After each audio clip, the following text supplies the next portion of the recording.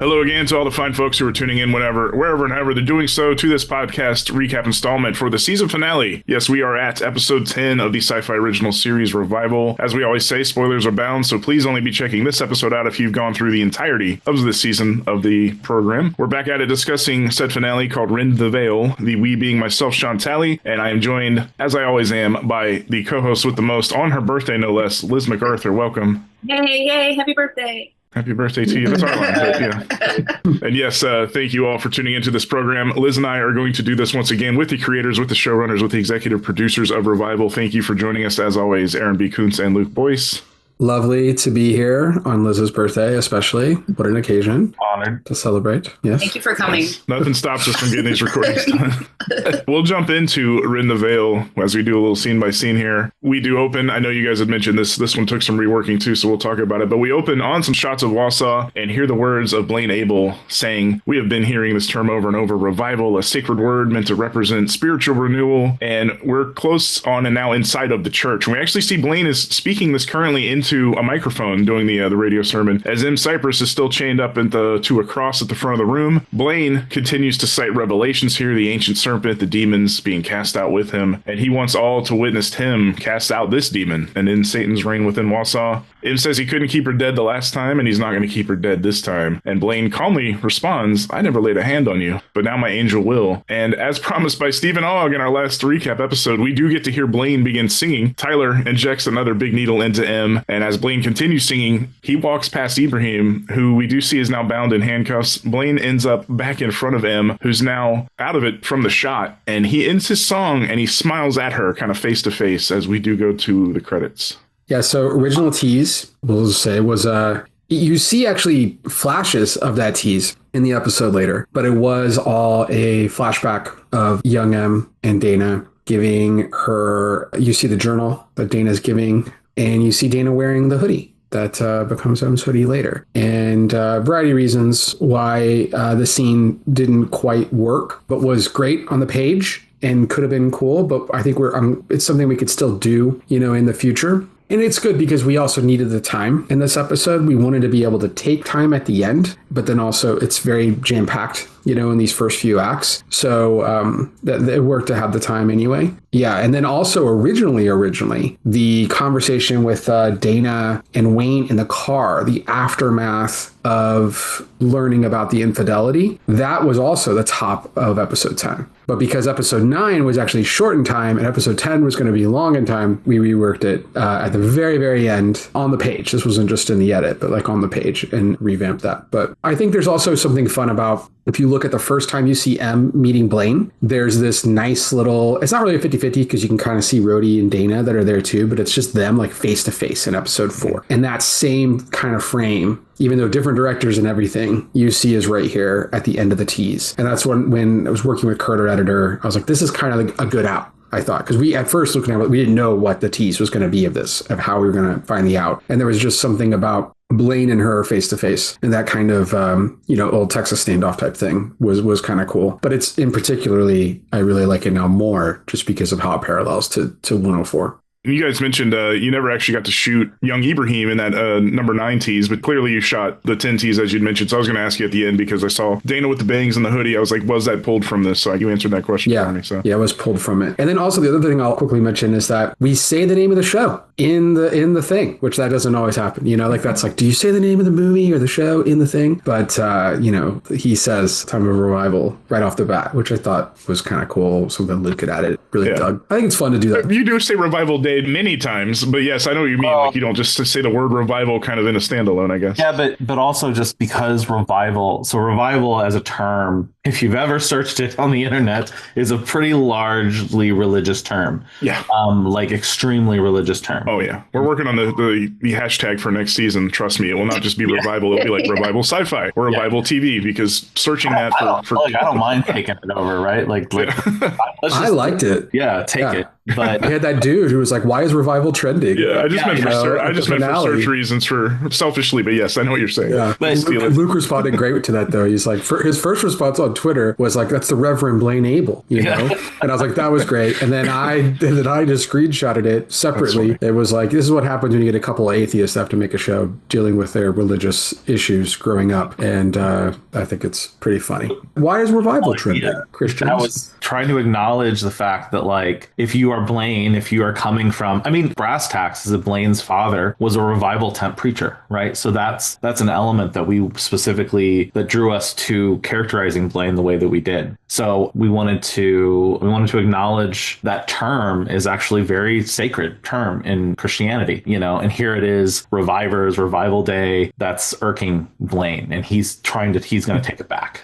So. Yeah, Blaine isn't, I won't take too long on all this, I know, but also Blaine is not just speaking gibberish. I will say, like, there's a lot of religious, I mean, obviously these are these, you know, weird religious and revelations type terms, but if you start to research, including the title of this episode, Rend the Veil, has a very specific meaning to what's happening in this episode. So all of the Blaineisms and these religious vernacular, there's a lot to it. And he's actually saying pointed things, very specific things about his motivation, what he's looking to do, and how he's interpreting these people coming back from the dead being something else, you know, and being why he thinks of them as demons. And he's citing actual scripture that he's misinterpreting and misappropriating for his particular purpose. So, and this goes all the way back to the second episode, you know, the serpents and the scorpions. And like all this all starts, there's something he's saying, and there's probably a very bored person who wants to go through and take all the things that Blaine has said and start to lay them out. And I think you'd start to find some really interesting scriptures and what if you kept reading what some of those things were and all that. So we spent a lot of time in that. No one will ever figure out. And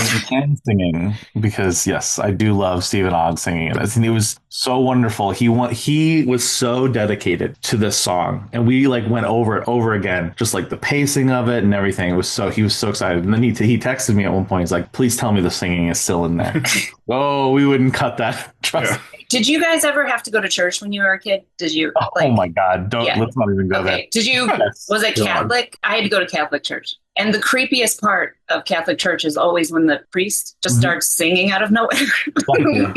Like, that's always the creepiest part. Hymns are creepy. Yeah, they are. That's where that came from, because it's like, the idea was originally, it was kind of based on Robert Mitchum in Night of the Hunter sings Leaning. It's just so creepy. He does it so slowly, sings this hymn, and it's still one of the creepiest things to me in cinema. And we're like, oh, let's do that. And there's A Mighty Fortress is the name of the song. And there's like a whole verse about just like demons coming onto the earth and defeating demons and getting them back to hell. And you're just like, wow, this isn't a song that they sing in church. So, you know, you had to put it in there. Yeah, Luke and I were forced, and both grew up in extremely strong Christian homes. I was forced to be in the goddamn choir, all this stuff. And I don't sing. I can't sing worth shit. But I always had to be in the choir. I always had to be all this stuff. Like my parents were in the choir when I was younger. So I know the words to like every one of these Jesus songs, you know, and it'll come up and I'm like, oh my God, I know all the words to this too. Like, oh, gross. Like, how is this still the case? You know, it's just horrendous. And there's tons of stuff in here that comes from our background and just understanding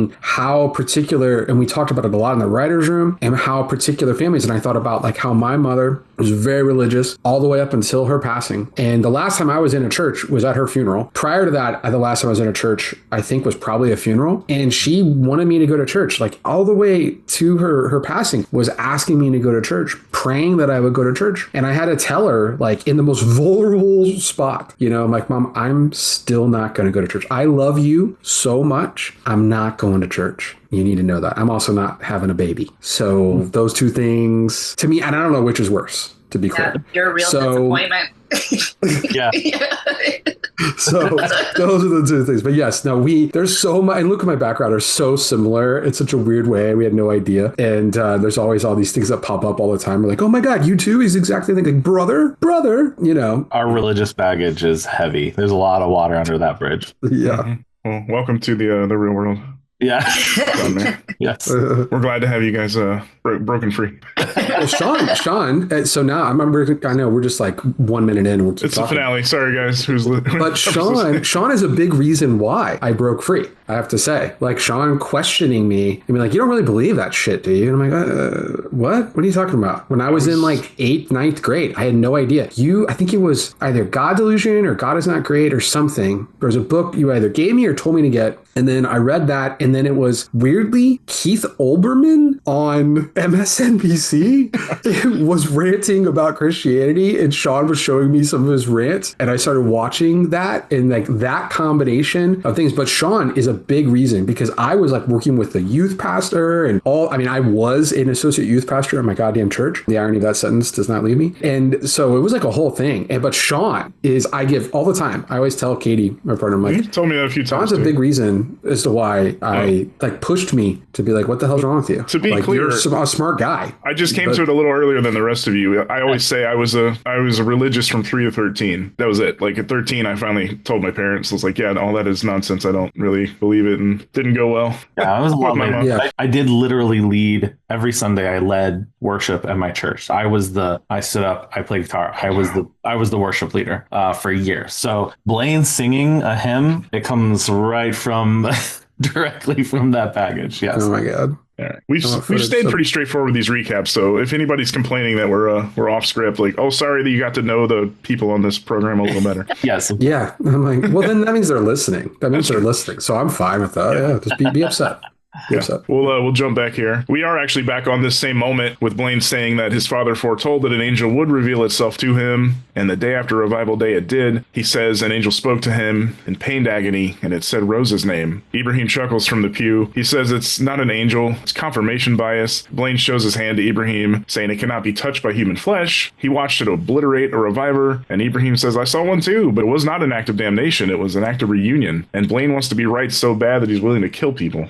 Blaine, annoyed with this, radios his militia in the woods. We actually again cut back to seeing Clarice's dead body on the ground as the Blaine's relays kind of ring out to no one out there. And he says the angel's supposed to be here by now. He tells his armed men to go to the creek, find out what's going on. And Ibrahim asks about the reviver woman he tortured. Does he know her name? Blaine sits down by him and says her name died when she died, and what came out of that grave was a vessel of evil. And Ibrahim says, no, we saw the video. What did Wanda say in it? And this is when Tyler, who's always acted a little cagey through the season, has been looking on with some level of concern, goes, it's not mine, she said. She said it over and over. What does that mean? And that's when Ibrahim says that in Islam, the belief is that when a person dies, their soul enters an intermediate state, and that light you saw, that was Em. And what if somehow her death broke the barrier? And Blaine says that's a very bold and spiritual hypothesis for a man of science. And Ibrahim retorts that science is about being open to change when presented with new evidence. Blaine witnessed something he can't explain, and he assigned it a variable based on conjecture. And Blaine again argues that he's a man of conviction who's not going to stand idly by while the gates of hell are at his doorstep.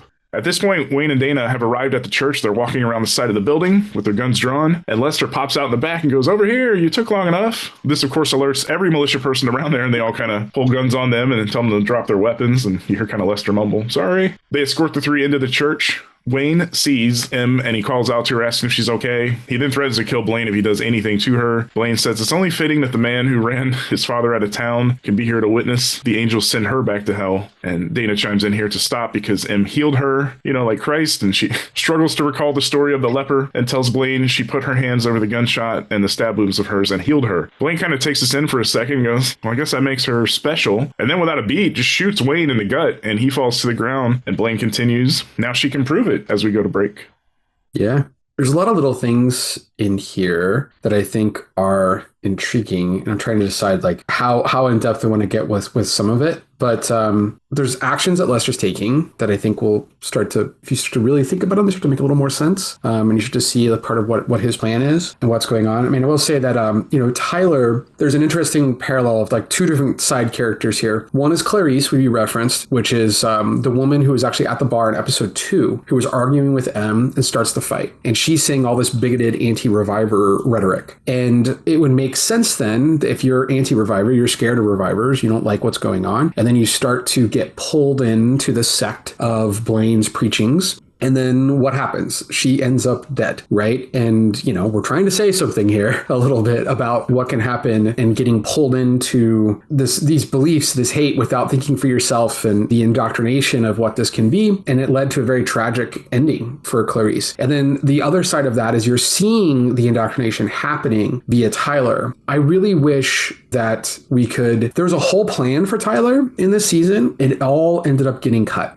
And it's really unfortunate because he's not just like the dude that's looking all the time, like, and you kind of see him, you're like, oh, there must be something special with this guy. And it frustrates me. And I will say it is one of the things in this season that I'm like, damn, you can feel that we were setting something up that did not happen. And that is unfortunate. I think that there's still a lot of really, really interesting things that can be done with Tyler in season 2 that I would love to reveal. Why he's at the police station, why he is in particular indoctrinated with Blaine's people, and then why he's struggling with something, and seeing Wanda dying and then hearing her saying, "It's not mine," which is also an important thing to track, is, very relevant to a story that originally had a button right here that was going to be very interesting. And I think we're going to have to rethink what we're going to do with it because he's a great actor, a really, really great actor that we didn't get to give what was supposed to be there. So that I just apologize for. I don't know what else to say because you're probably watching, you're a savvy viewer, you're watching and you're like, oh yeah, they're doing something here and we didn't. And that sucks. So on us, we'll be more efficient. You could have lied and said you were saving it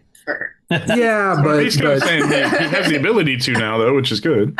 Yeah, but it feels like you need it. I think as showrunners, we should have given something in season 1. I really do, because it just feels too incomplete, and so that's one. The other thing that I would love to mention very quickly is in what Blaine's saying. He does say that let's think about how Blaine is getting these, what we call the passengers, creeps in the comic, what he calls an angel. So if you look in in episode 2, excuse me, Jesus Christ, there is no season 2 yet. You see Cooper walking through the woods and there's all these dream catchers and all this stuff that's like hanging up. Well, if you look in the church, you see those same dream catchers and all this stuff and what's there.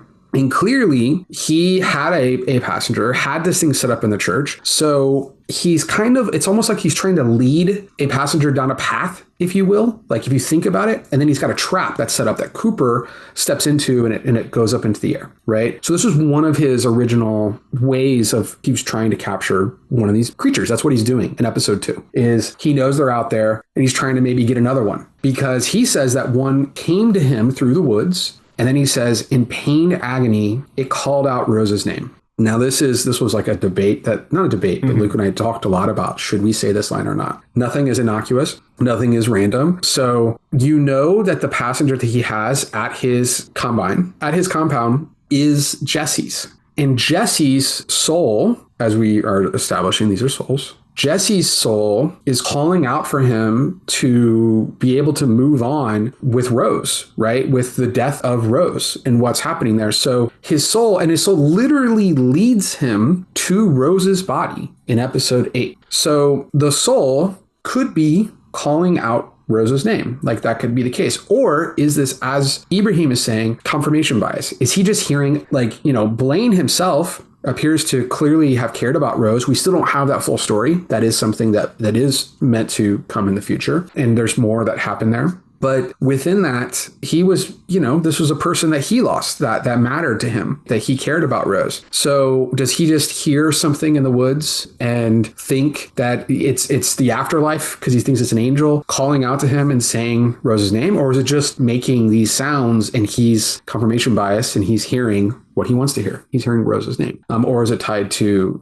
Jesse's passenger? And is it actually saying that? We clearly don't see it say words, in this season or anything. So just there's a lot there. And again, it's like one little sentence, but it does tie into so many ripple effects of things that are existing and going on. So I wanted to mention all those things. Oh, Luca. Luca is the name of the actor, by the way, that plays Tyler. Couldn't think of his name. It was wonderful.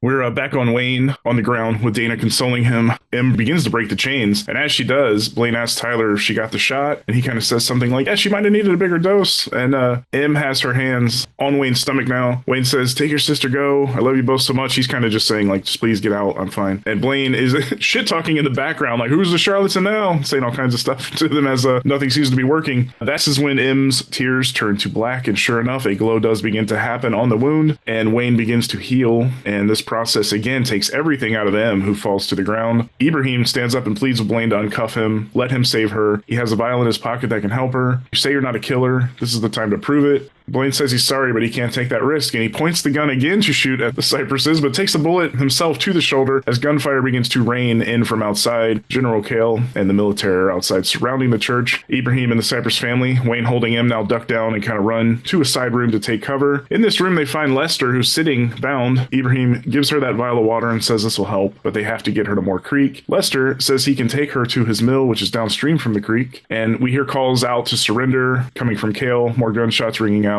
And Blaine radios that this is our battle, do not surrender. They have our angel. During this, they agree to let Lester take Em. Wayne says, I will deal with the general. She's his problem. Telling Dana, you get Cooper and you get your sister well, then get the hell out of Wausau. And they all do escape out the basement here. At this point, the military does breach the doors and marches in, and Kale enters and yells out, where is she? We cut to the river area, and Dana and Lester are carrying Em through the woods. They come to Lester's truck, and he gives Dana the keys to it. She tells Em to get her strength back. She's going to run get Cooper, and then they're out of here. And they do part ways. A funny little aside look here from No Carbs Lester when Em mumbles that they can split a donut on the way. We're now on General Kale on the telephone, having to answer for why they could not recover the reviver. And Wayne is in the back of her vehicle just smiling, knowing that the girls did get away from the military. The head soldier mentions that their mission's not over, and Kale says it's delayed, not over. And Wayne from the car says, let me get this straight. You lose all the revivers. In an effort to get them back, you mow down 12 civilians in a church, and you're the one who cleans up messes? But before Kale can retort to him, she gets a radio relay saying that there is something she's got to see. She asks what it is, to which the soldier replies, I think we found one. I just want to say that you guys have taught me something, and that is when they talk about getting a donut later, I was like, oh, well, this is going to be terrible. Because every time they talk about doing something sweet together, somebody explodes or something. That's funny. So thanks That's for TV. that. That's just TV in general. So now it's been ruined. Now you'll watch it in other TV shows. Yeah. It's all the time. Like you have to get them to a good place in order to break them down, you know? So, I mean, I will say there was consideration of, I think some people thought we were going to kill Wayne here. And that was never part of the equation for us because Wayne's arc is not done. So that's what I'll say. Like, I think we have now beat him up and we're leaving him in a bad place at the end of this episode, end of the season. But I think if he died there, that would have felt, I don't know, it would have felt cheapened to me. You know, there's more that needs to be done and said with Wayne. He has more layers to him. And I also will say that I believe that the affair and the things with Diane and Patty and all this, there's more layers to that as well. Mm-hmm. And that's going to be a really fun thing to explore in season 2. When we talked about the sequence in the church and what's happening, it was with Noelle, one of our lead writers. We constantly referenced this as the Jurassic Park moment where like you're scared of the raptor and then all of a sudden the T-Rex comes in to eat the raptor. So it's like the other bad thing comes in that's going to help there. You know, I would also say, like, you know, if you wonder how the general got there, figured out where to go, and there's plenty of ways that they could. They're monitoring comms, as they said. But there's also a dude who might want to mess up things that are going on, who makes a lot of phone calls and talks about people on properties and stuff. And so I think that if you start to really break it down, I think that Lester might be trying to make something happen here. I did start to break it down last week, the whole afternoon. We'll get to that later. On top of the fact that Blaine is also not where he is, but specifically just that what he is doing. So there's elements to it, but yeah, everything got recontextualized when the dots got connected to the big bad. But before we hit these next two scenes, I do want to spotlight just these next two locations. First, the grist mill, hell of a location with the dam, with the water wheel and all. And just after that, we're going to see Jeannie's place, which looks so perfectly what one would imagine Jeannie's house would look like. And was that a mostly as is fine, like the Mama Check place, or no?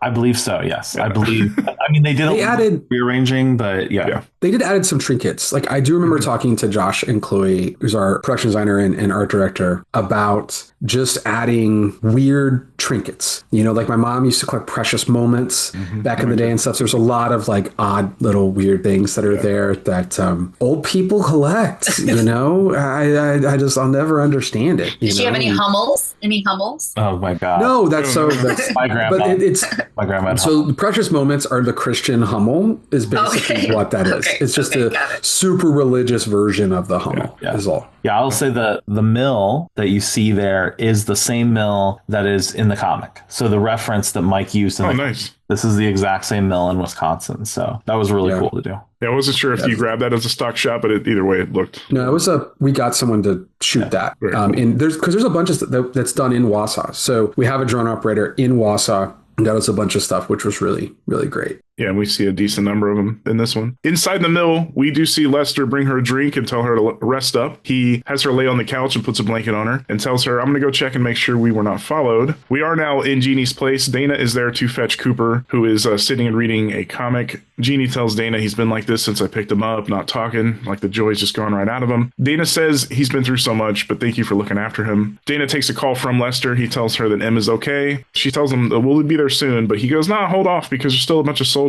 down by the creek. So don't worry, she's safe and sound here. Dana says okay and call as soon as it's all clear. Yeah.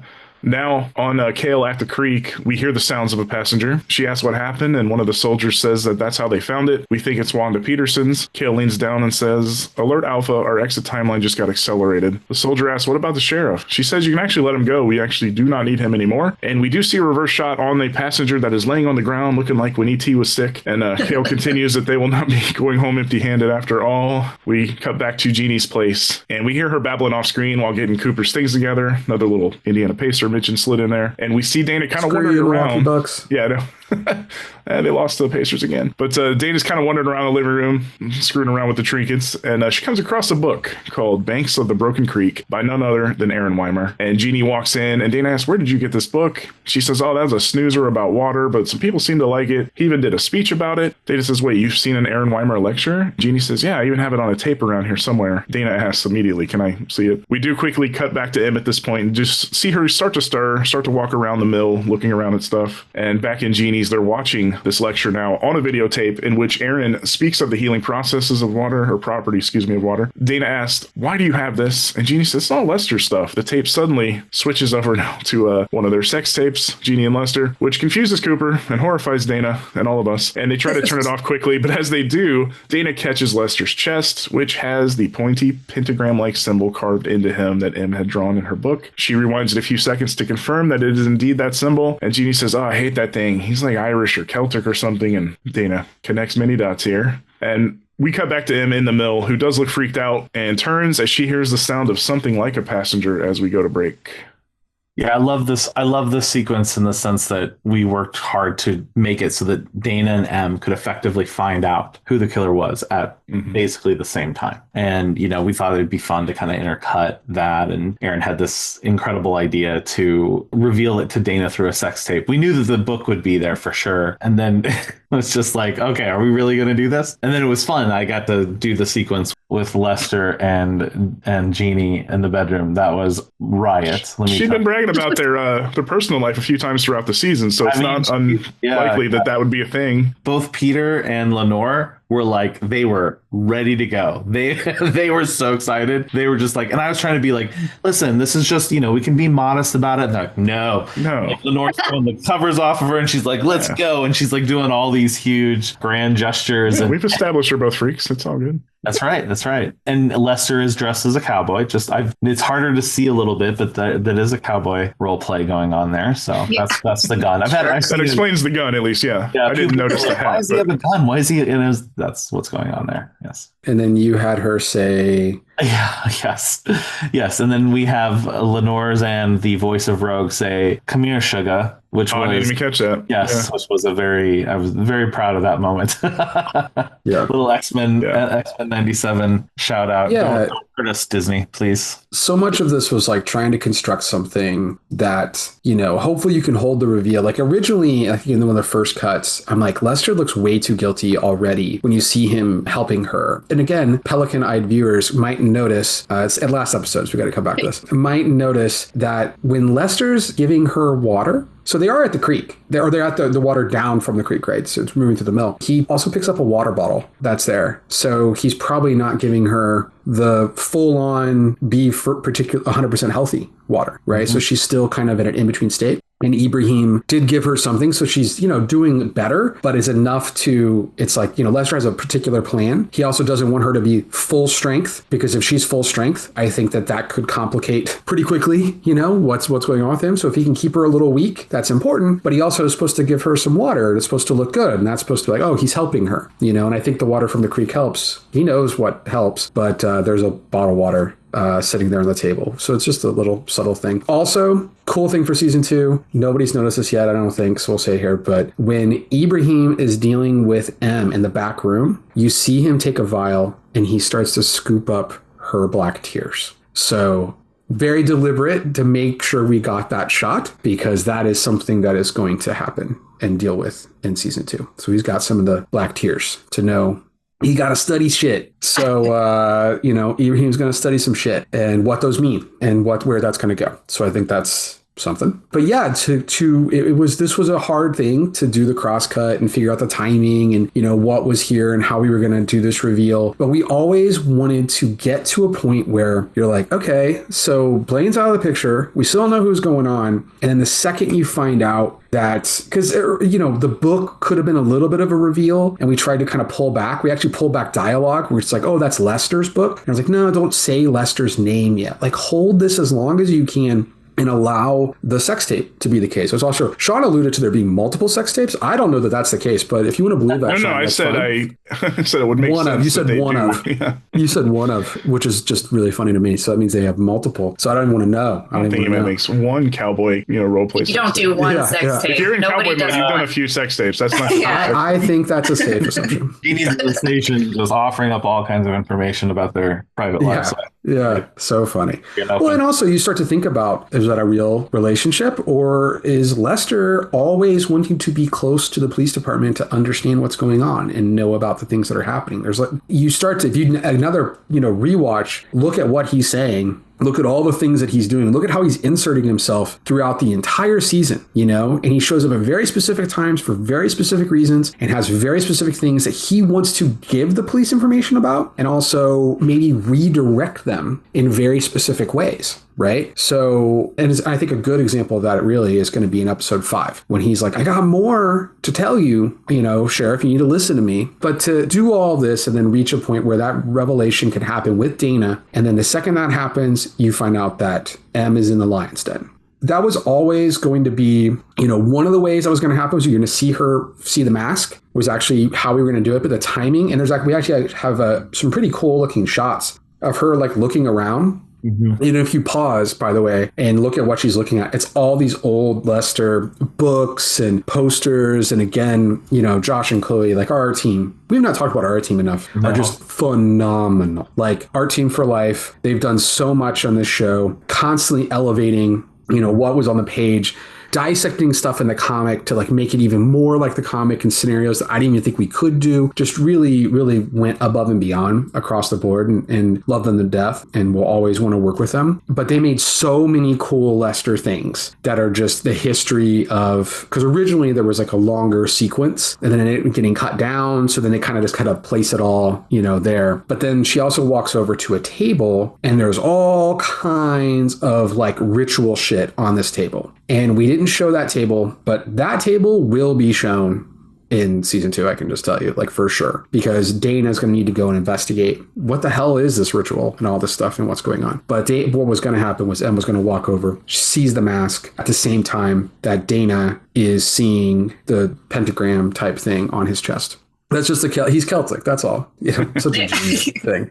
So fun. There was one setup that I wish we still were able to have, but the flow didn't work right. But the moment where Dana picks that book up, there was supposed to be a moment in episode 2. We shot it where Dana picks up, she's the book in Em's dorm room, because the book is sitting next to the bathtub in the pilot. So Em had Aaron's book, and then there's a scene where Dana looks at it and sees Aaron and is like, douchebag, and puts it down. Just like, so you see, you originally you were supposed to see that book and have Dana pick that up, and then that gets paid off in this scene where she picks it up. So she's technically kind of knew what it was quicker than normally you would. But yeah, that scene just didn't quite flow as well, so we kind of took it out. But it was a fun setup and payoff that I wish we could have had.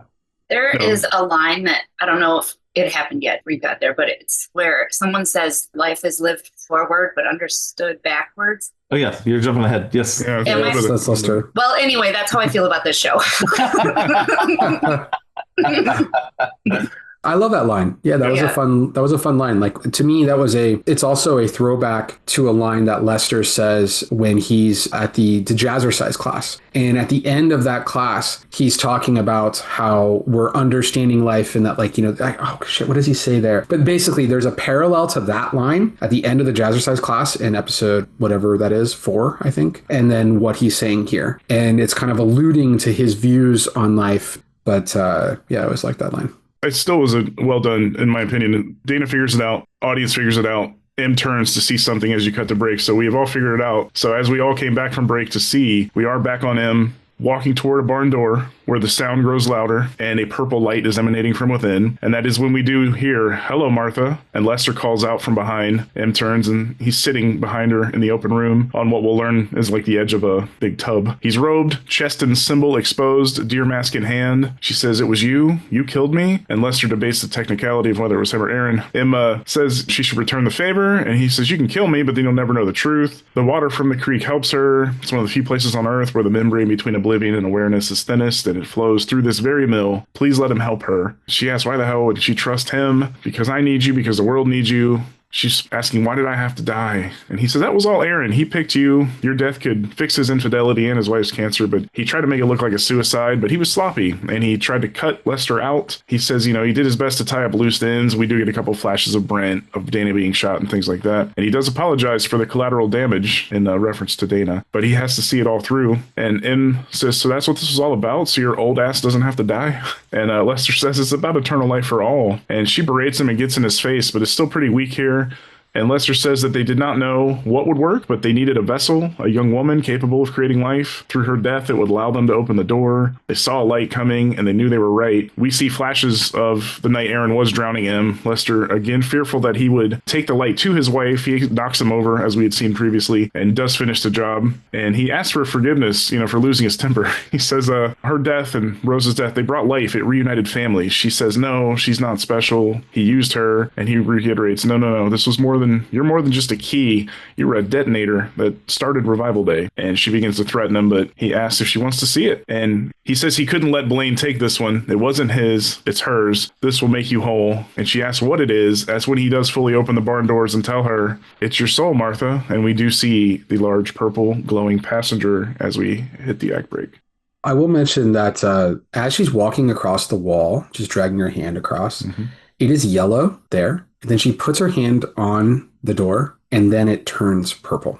So it is connecting to her in some way. And, what that all means, I think some people have debated that, and I know some people have been confused at it. But I think that what we're trying to say is, and I think we've said this like too many goddamn times in this series, but is Em's special. And like literally it's said again and again and again and again and again from everyone, from the day she was born, right? They don't, something was wrong, was there, Patty had cancer, and then she has a baby, and there's all kinds of stuff from there all the way through her life.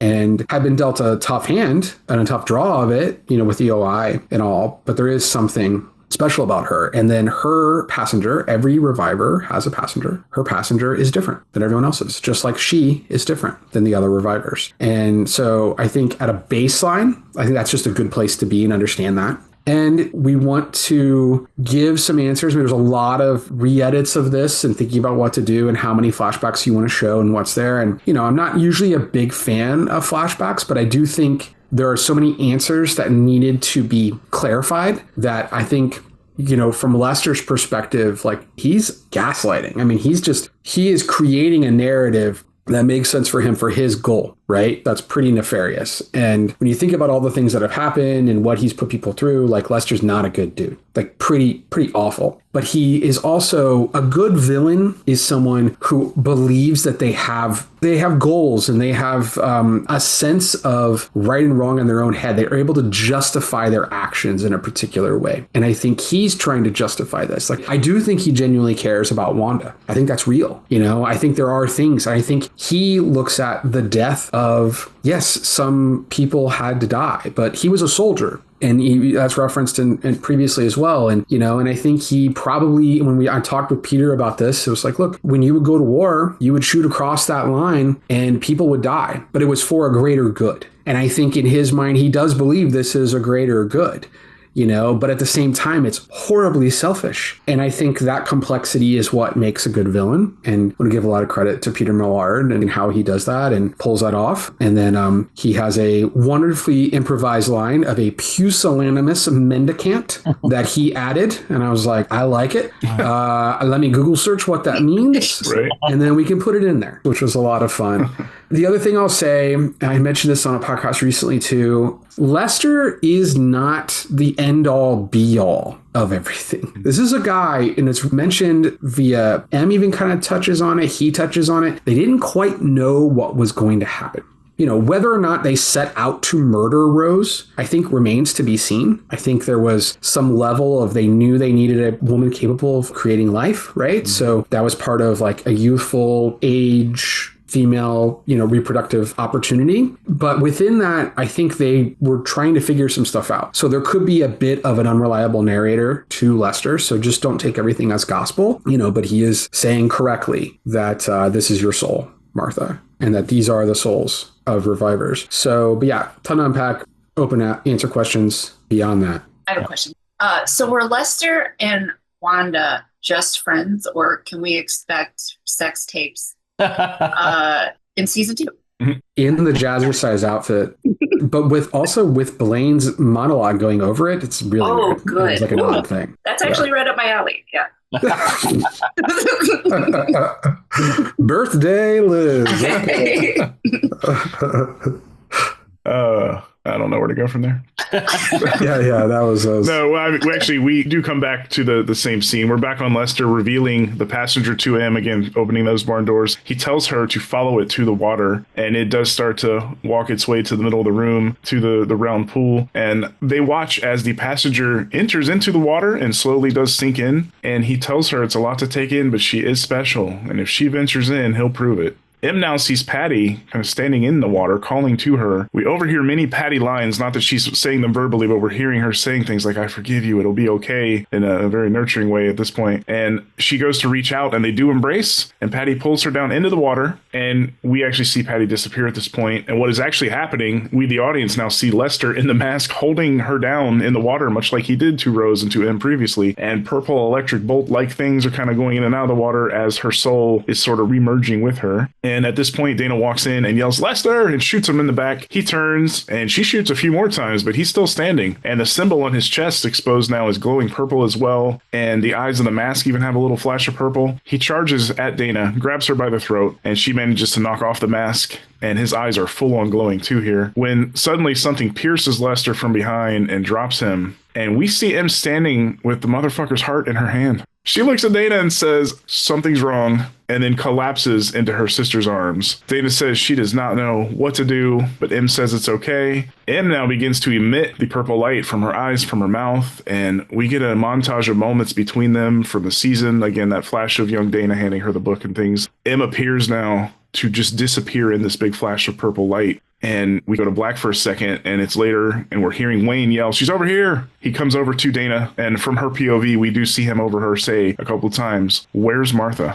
And we'll cut there to talk about it because we come back to a whole different animal. I'm so sorry. I watched a TikTok video the other day where they were talking about auras, and this just popped back in my head. And the purple one is, maybe this, you can say no, but people who have a purple aura are supposedly closer to their higher consciousness and spirituality and stuff like that. Did this have anything to do? did you see this TikTok video before you?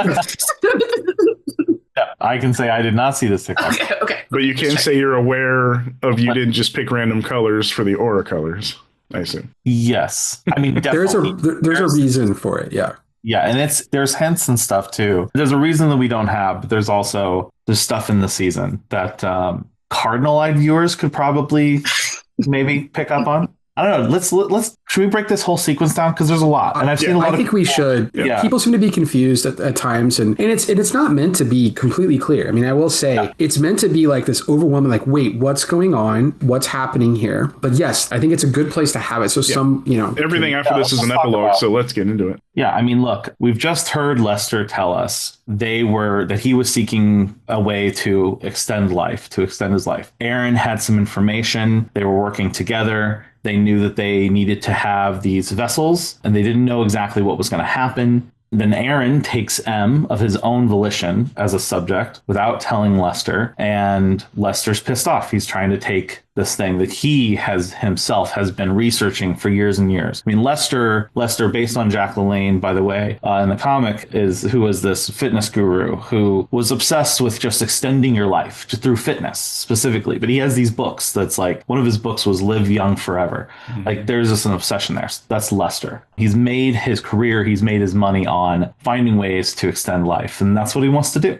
So he thinks he's figured this out. Who knows how long he's been looking at this. And so turns out that something is different about Em. So where he was going to just consume the soul through this ritual, she basically went supernova. He doesn't know why. He knows that something was different about Em. And now here he is in this moment. He has managed to get her back into what he was building, this well that he was building to do this in a more constructive way, more controlled environment that he could do this ritual. He's got her there, and he's going to try it again. He's basically going to do what he intended to do, because he didn't get the eternal life. All these other dead people came back to life. So he needs to get her into the water. So how is he going to do that? He's going to essentially convince her somehow, because she has to do it. You hear him say she has to basically accept the passenger back to her. And we've seen that over and over again. It was Jordan who approached her passenger. It was Jesse who approached his passenger and says, now I'm ready. So we've sort of established this rule. He needs Em to do that as well, so that he can take what she has. So he needs to get her into the water.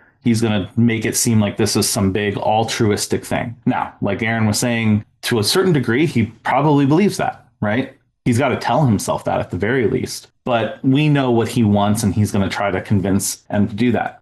The big advantage he has is that Em has been beaten to a core, to a nub. You know what I mean? Like she's there, she's weak, she's dying. And on top of all that, he has her passenger, the very thing that he needs to be able to do this. He's got it there. And that passenger is desperate to reconnect with her. I mean, they're not meant to be together. We call it the passenger because it's part of the being. Not meant to be separated. Not meant to be separated. Thank you. It is calling out to her to reunite, just like Ibrahim said. And so that feeling, just like Ibrahim says, I believe in 9, that there's a presence there. There's a telekinetic connection between the soul and the host, and they need to be together. So that is to Lester's advantage, and it goes into the water. It turns itself into whatever it turns itself into. And Em, in her state, sees her mother, which is a little different than the last time we've seen her mother. Her mother before was sort of this manifestation of her grief, but this time it's a manifestation of her soul telling her that she can be at peace,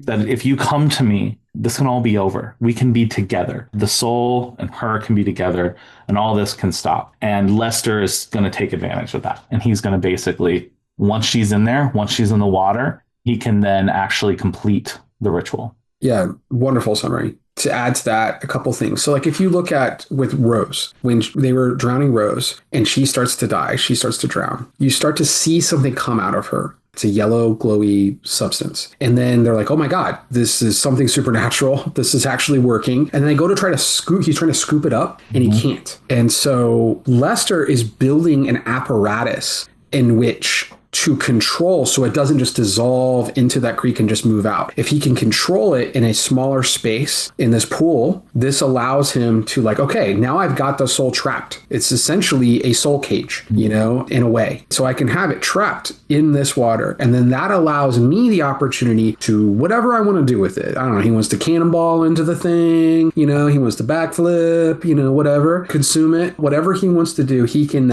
has his opportunity. He is separated soul from body. And then we could not afford the Death Cab song to play here.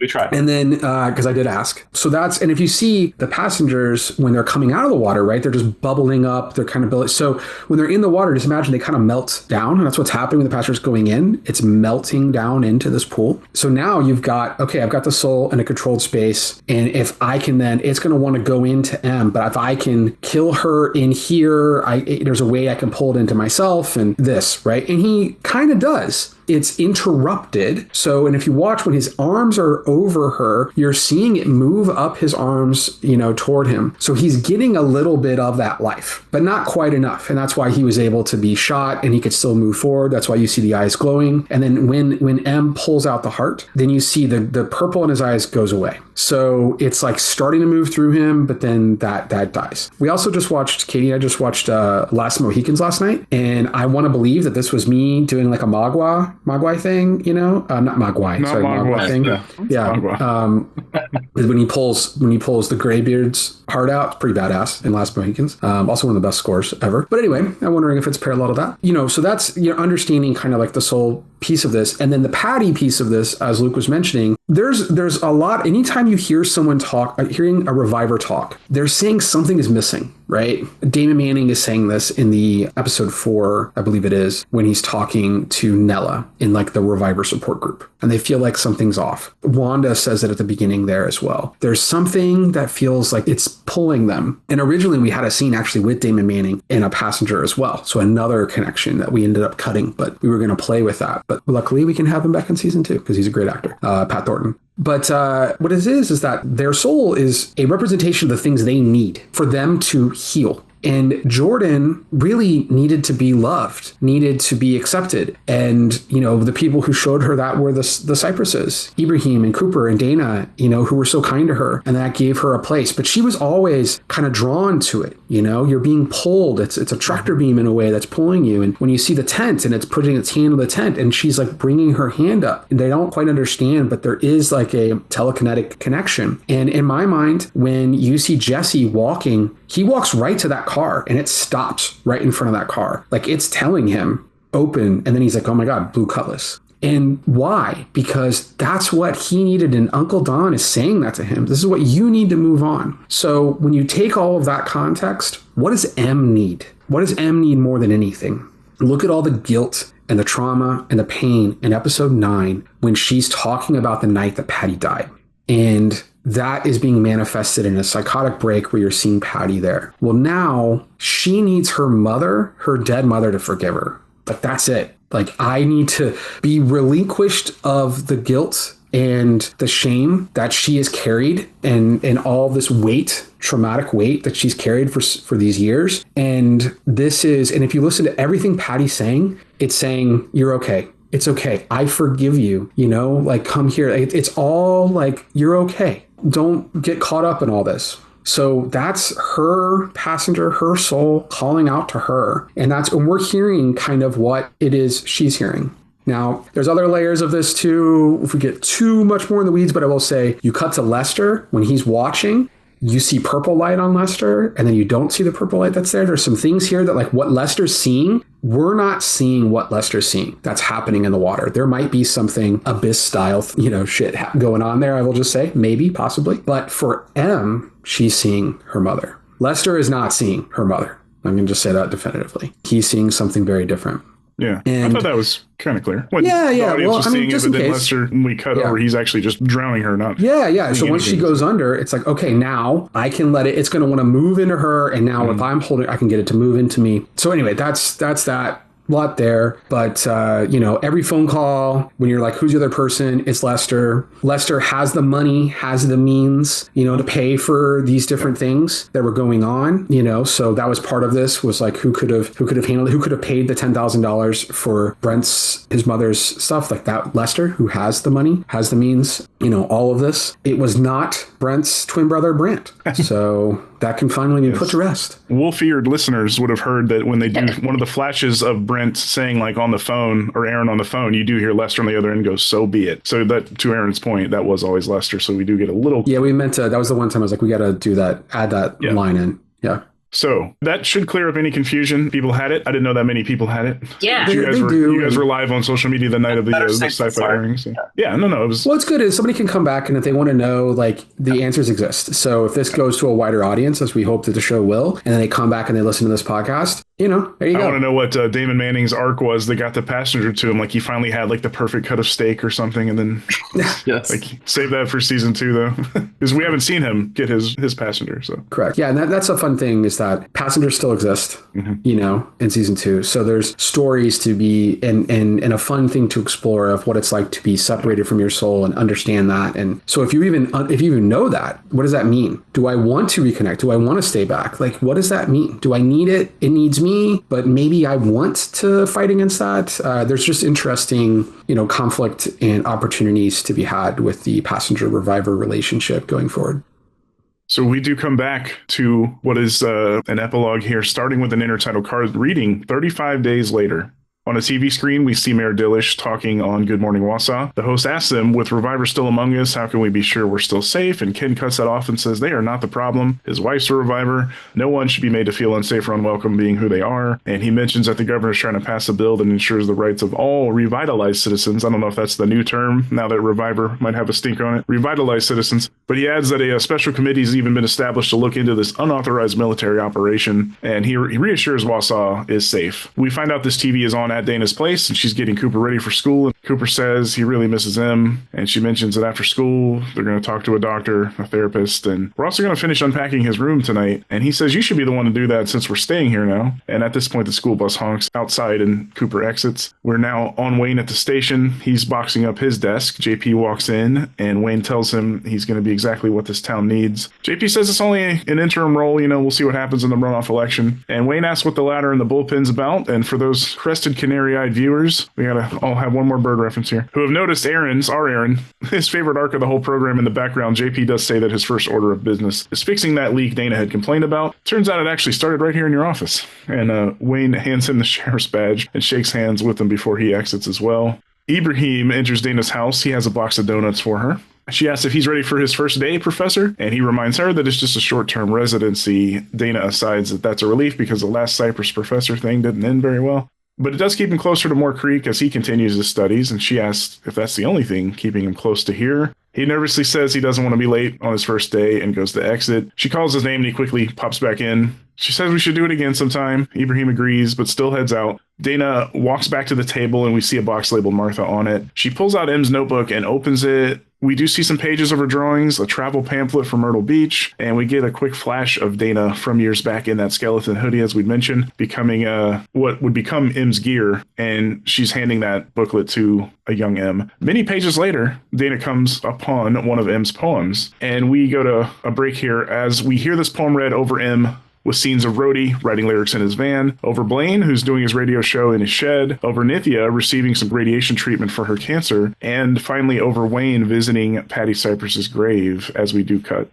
Yeah, let's go like beat by beat here. So first, 35 days. So one of the things that Luke and I unlocked here that really helped us a lot when we were writing 10 was just a parallel to the pilot. Mm-hmm. You have this like tease in the pilot and then it cuts to 35 days later. And what's the aftermath of this? So we've got all this craziness that's going to happen at the gristmill. And then we cut to 35 days later. Right? So at the same time, we cut to Dana's house the same way we do there. And then it's Dana getting ready with Cooper. It's actually shot the exact same way. Same revelations, except for you see Cooper when he startles her the same way. They're listening to Good Morning Wausau the same way. And they're talking about the events that we just saw. and kind of giving this exposition dump, through this show of what's where we're at and setting the stage. But it is exactly the same, and how those are done in a fun parallel. And then the scene with Ibrahim, I thought there was something great. That was actually a scene that literally was written, I think, like 36 hours or 48 hours before we shot it. And it was a first draft, and that was it. And I was like, here we go. And it looks like I love it. And I'm like, I don't know, and then they had to shoot it immediately. And I think it worked. But in the end now, I think works really nice. But within that, she's referencing at the end of 2, there's a moment where they're in the car. It's like, we should do this again sometime. And it's like, do what again? And like, so that line comes back around. And then in particular, it's like, dent a car and don't leave a note, which is the first thing that happens with them together, where they dent a car and he's like, shouldn't we leave a note? And she's like, shut up, and pulls him. That is, and if you think about that and what that means, like the very first time she's meeting Ibrahim, she's pulling him into an uncomfortable situation, asking him to break the law, right?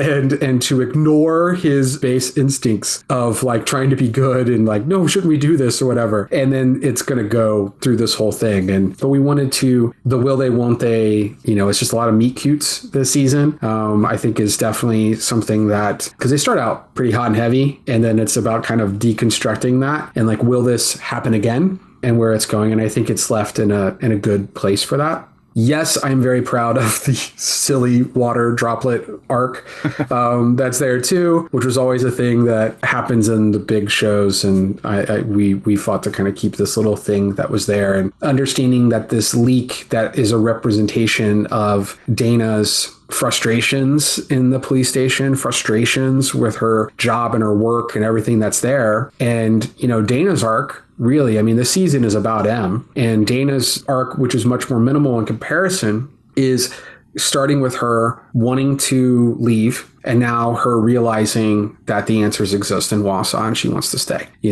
and Cooper frustrated that he had to pack up and now he has to unpack. And when you see the water stain, which is representative of her state, and how she's viewing where she's stuck and what's going on. And, she just keeps complaining about it, never gets fixed. And then it turns out that that issue is now being fixed, right? So that she can stay, right? But then at the same time, it also originated with her father, which it very much did. And then and I love that when we were playing with this, and I was like, this might feel too heavy handed if we don't reference it. Let's like let JP tell you, David, and then David, you're just going to chuckle, like, of course it is. Like, it's always my fault, which I think was a fun way. And I like the way you played that. And yeah, I mean, I think JP was the right person. I know some people might have wanted Dana to be sheriff, but JP's been there for a while. He's a steady guy in the background who deserves more. And he's a great character. Trust. Dana's pointed out a couple times. He's a trustworthy one in the department. Exactly. And Dana's also kind of gone rogue and done some stuff. Even though she has good instincts, she's right. She is still the person that is kicking down the door rather than knocking on the door. Not to quote Brent Gunderson, but don't replace a Cypress who breaks rules with another Cypress who breaks the rules. I was going to say that she's also a Cypress, and probably the town right now has not got a lot of faith in Cypresses. So. Yeah.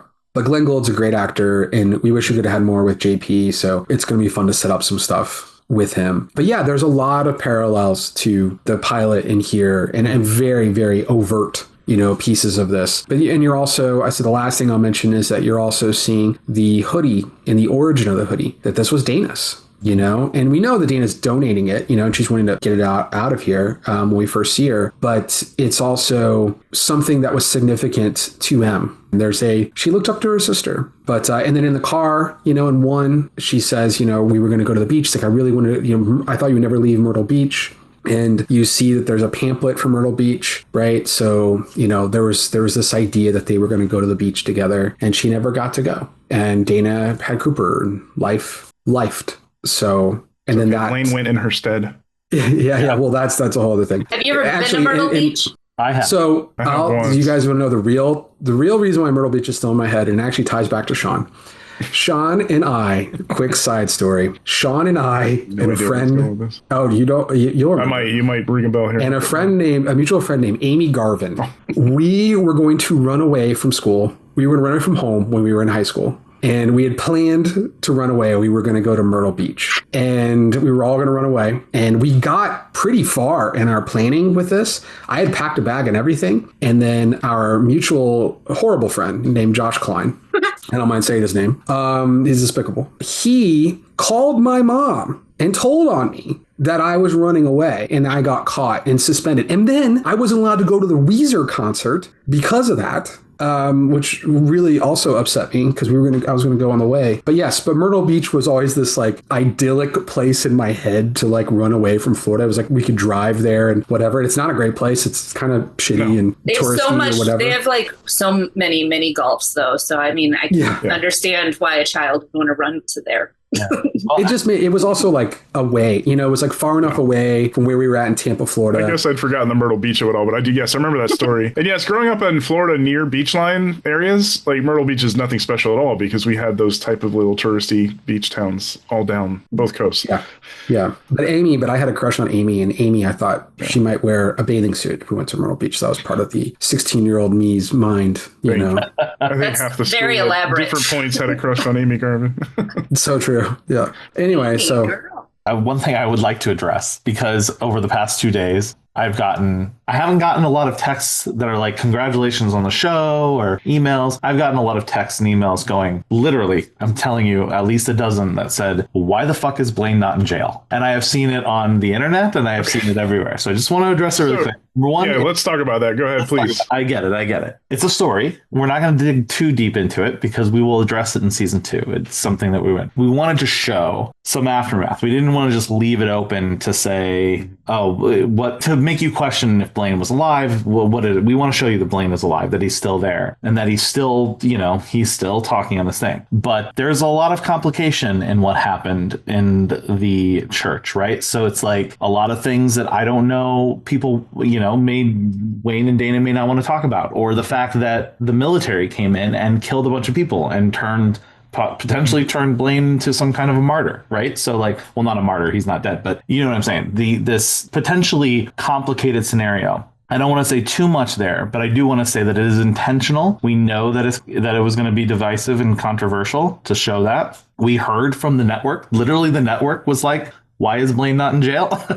Multiple times. It was a huge note that kept coming up, and we're like, we know. Mm-hmm. So I did just want to address that because it has been the number one thing that has been mentioned since this finale aired. Liz and I talked a little predictions. Sorry, just real quick. On the last episode, after you guys had asked us, we knew what was going on. And then when we kind of reconvened to do the interview bit, I had said, one of my things was, I do think Blaine survives. One, it'd be terrible to get rid of Stephen Ogg, and it'd almost be too easy to have him go out in a blaze of glory. And my prediction was he would be a revival preacher himself now out in tents in rural America, maybe doing it. And that's a way to get away with why he's not in town still. I think the in town of it all, him still in his shed, maybe ping some people's radars of like, he still shot a guy in cold blood, whether Wayne healed or not. But I can see their issue, but I also am very grateful he's alive because you could use Stephen Ogg more in the future. So go ahead, Aaron. Well, but let's think about that.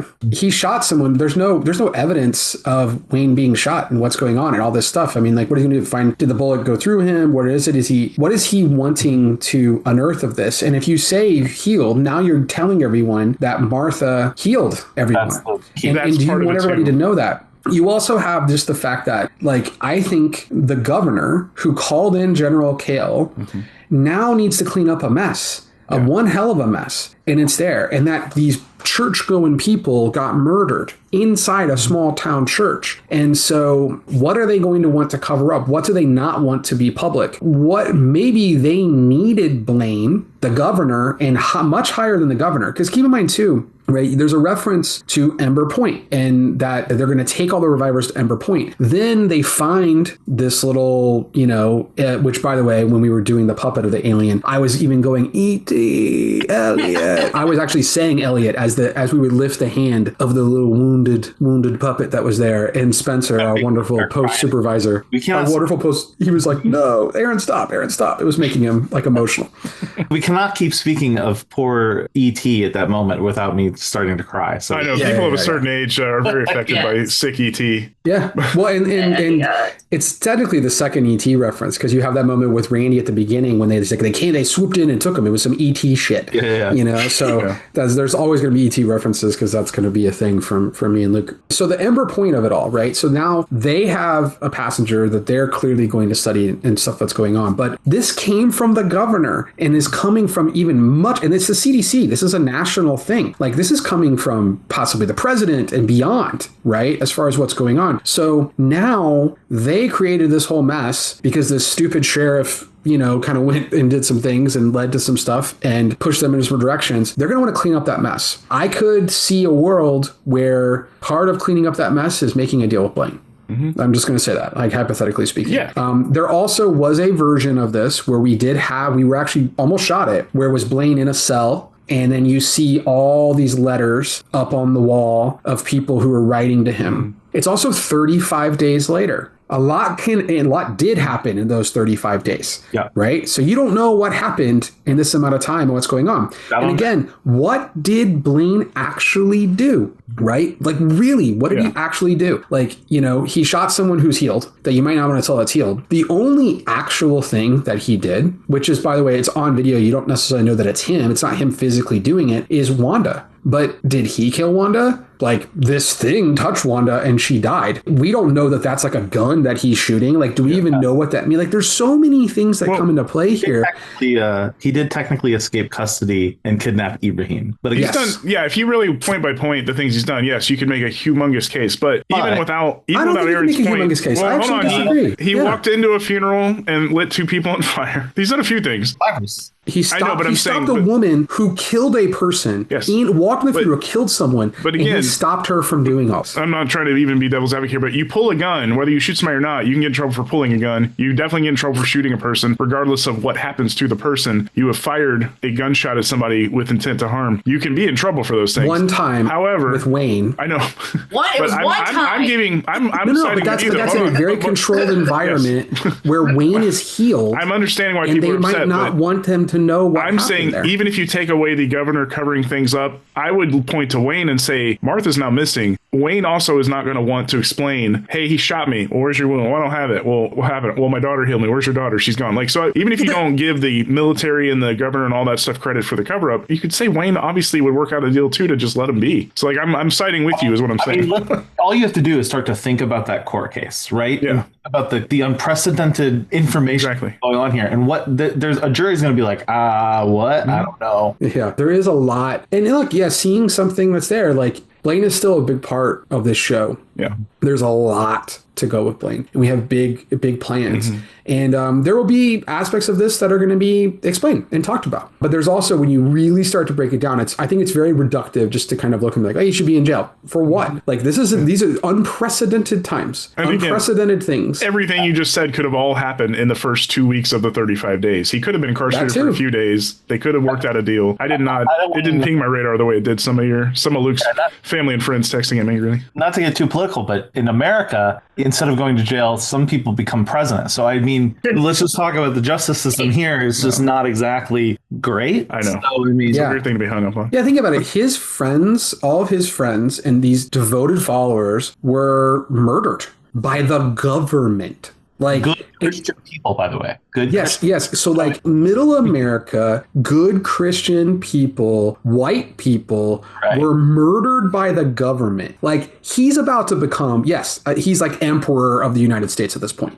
Like, what are we talking about? Like, this is the wet dream of every Republican ideology that's like, oh, can we create our sacrificial lambs so that we can stand on the bodies of them in order to have this plight of like, we are being so subjected to all of these horrors. Like, we're the ones that are really dealing with it. It's white people that are real racism is against white people and all the bullshit and all these things. Christians are being attacked. I mean, that's this narrative that's constantly going. So what happens when Christians are actually attacked? What happens when all that stuff? I mean, like, it's going to, I believe it would embolden and empower Blaine. And this is why the idea we had, if he was going to be in jail, part of the reason why we didn't do it is because it was too clean to be like, is he in jail? Like, what's here? Like, I don't know. And I think there's more to allow us to play with in season 2 without saying that. But what was going to happen was you see him in jail. You were going to see all these cards, all these, like, you were going to just pan across this wall where he has hundreds and thousands of not hundreds of thousands, but like hundreds and thousands of cards and letters written from all these people that are believing in his cause and what's going on. And they're listening to his preachings, and he's forming a following, of what's going to be there. Now, whether we go that direction or not, I think remains to be seen. But I do think that there's just so much that's there. There was also he was actually shot, and there was an actual assassination attempt that actually happened. Yes. Yeah, he took one of the shoulders. Yes. He was shot by the government. Yeah. I'm just saying, like. So Luke, take this little bit, clip it, send it to Carter and all your family and friends who screamed at you. Yes. we know it was you, Carter. Yes. Dana was the gunman. What? God damn it, man. No, kidding. I've never met Luke's brother. Jesus.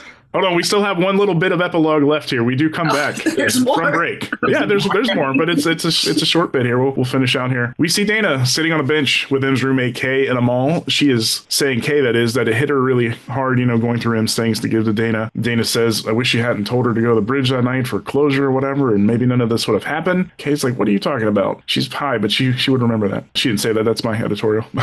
Dana says a friend told her to go there, and I assumed it was you. Kay goes, no, we weren't really cool like that at the time. We started out as just roommates. We grew to be good friends. Maybe it was one of her online friends who told her that. And Dana, now back at her place in the evening, she goes through the box again and pulls out Em's laptop and opens up a messenger app on there. And there was, in fact, a chat the very night with someone telling her, quote, your mother's death was not your death, and, quote, go on her birthday, make tonight the night. And Dana's like, who is this KT083 person talking to her like this? She dials May and says she needs a favor. Wayne actually calls her later on and says, is there any way he could watch Cooper sometime soon this weekend, whatever? And she says, no, he's still missing Em and still blaming you for it. But, they're navigating things with therapy and more. And Wayne says he understands. But, she tells him, we could always talk just the two of them. And Wayne's still not really being able to reveal his emotions or feelings, kind of hesitates. And she goes, okay, then we'll talk later. So May does ring her back a moment later and tells Dana, hey, those message boards you had me looking into, you'll never guess who the IP address was. The Weimer house. And Dana goes, yeah, that tracks because Aaron. She goes, no. May asked, what do you know about his wife? Turns out she was the court-appointed therapist for Em, but she was not initially. She went out of her way to make sure she had Em as a client. And we cut to Dana now knocking on the door of the Weimer residence, but there is no answer. And in the final scene here, we now close on a red thread being sewn into a dark fabric. It is Nithya Weimar. She's in a wooden cabin and is patching the black skeleton hoodie, which she holds up.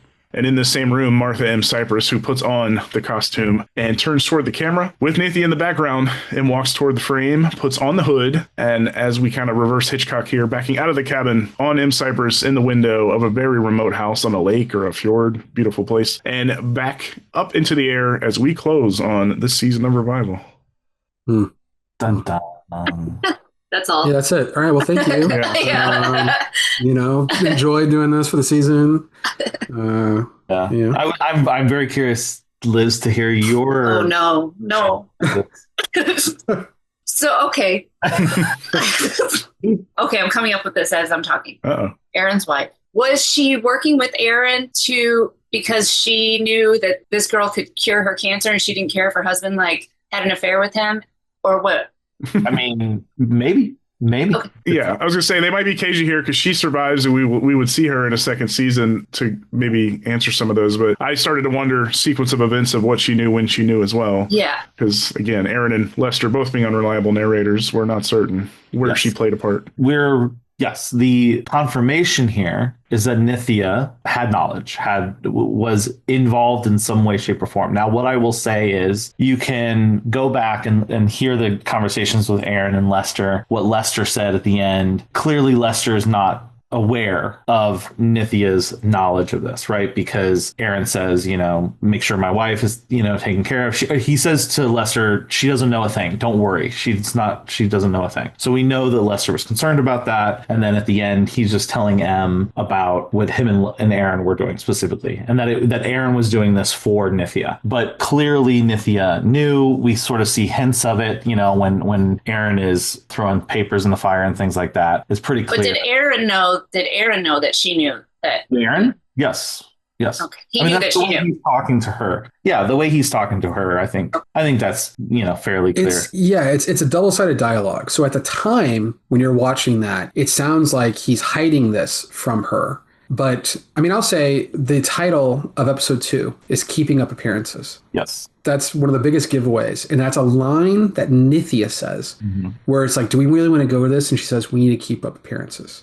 And that's not like, why is she saying that? She's saying that because we murdered a girl and we need to kind of look like we're normal people in this society. There's a moment in that episode that I love because it goes, you see it, you watch it, and it just doesn't register. And that's when Em is going to the bathroom. She's following Aaron to the bathroom, and we're on Nithya. And you see her for a second. She looks at Em, right? She sees her. She knows what's going on. And then she just continues her drink. I think that's very telling of just sort of her position throughout this season. But at the moment, you're so focused on Em and Aaron and their relationship and what's happening, it doesn't even register. So that's the kind of stuff that we wanted to do throughout this whole series, is have those tiny little bits and pieces that you could catch up on. And that's it. I did rewatch the episode 1 recently, and the whole time I was like, oh, I have to rewatch this entire thing.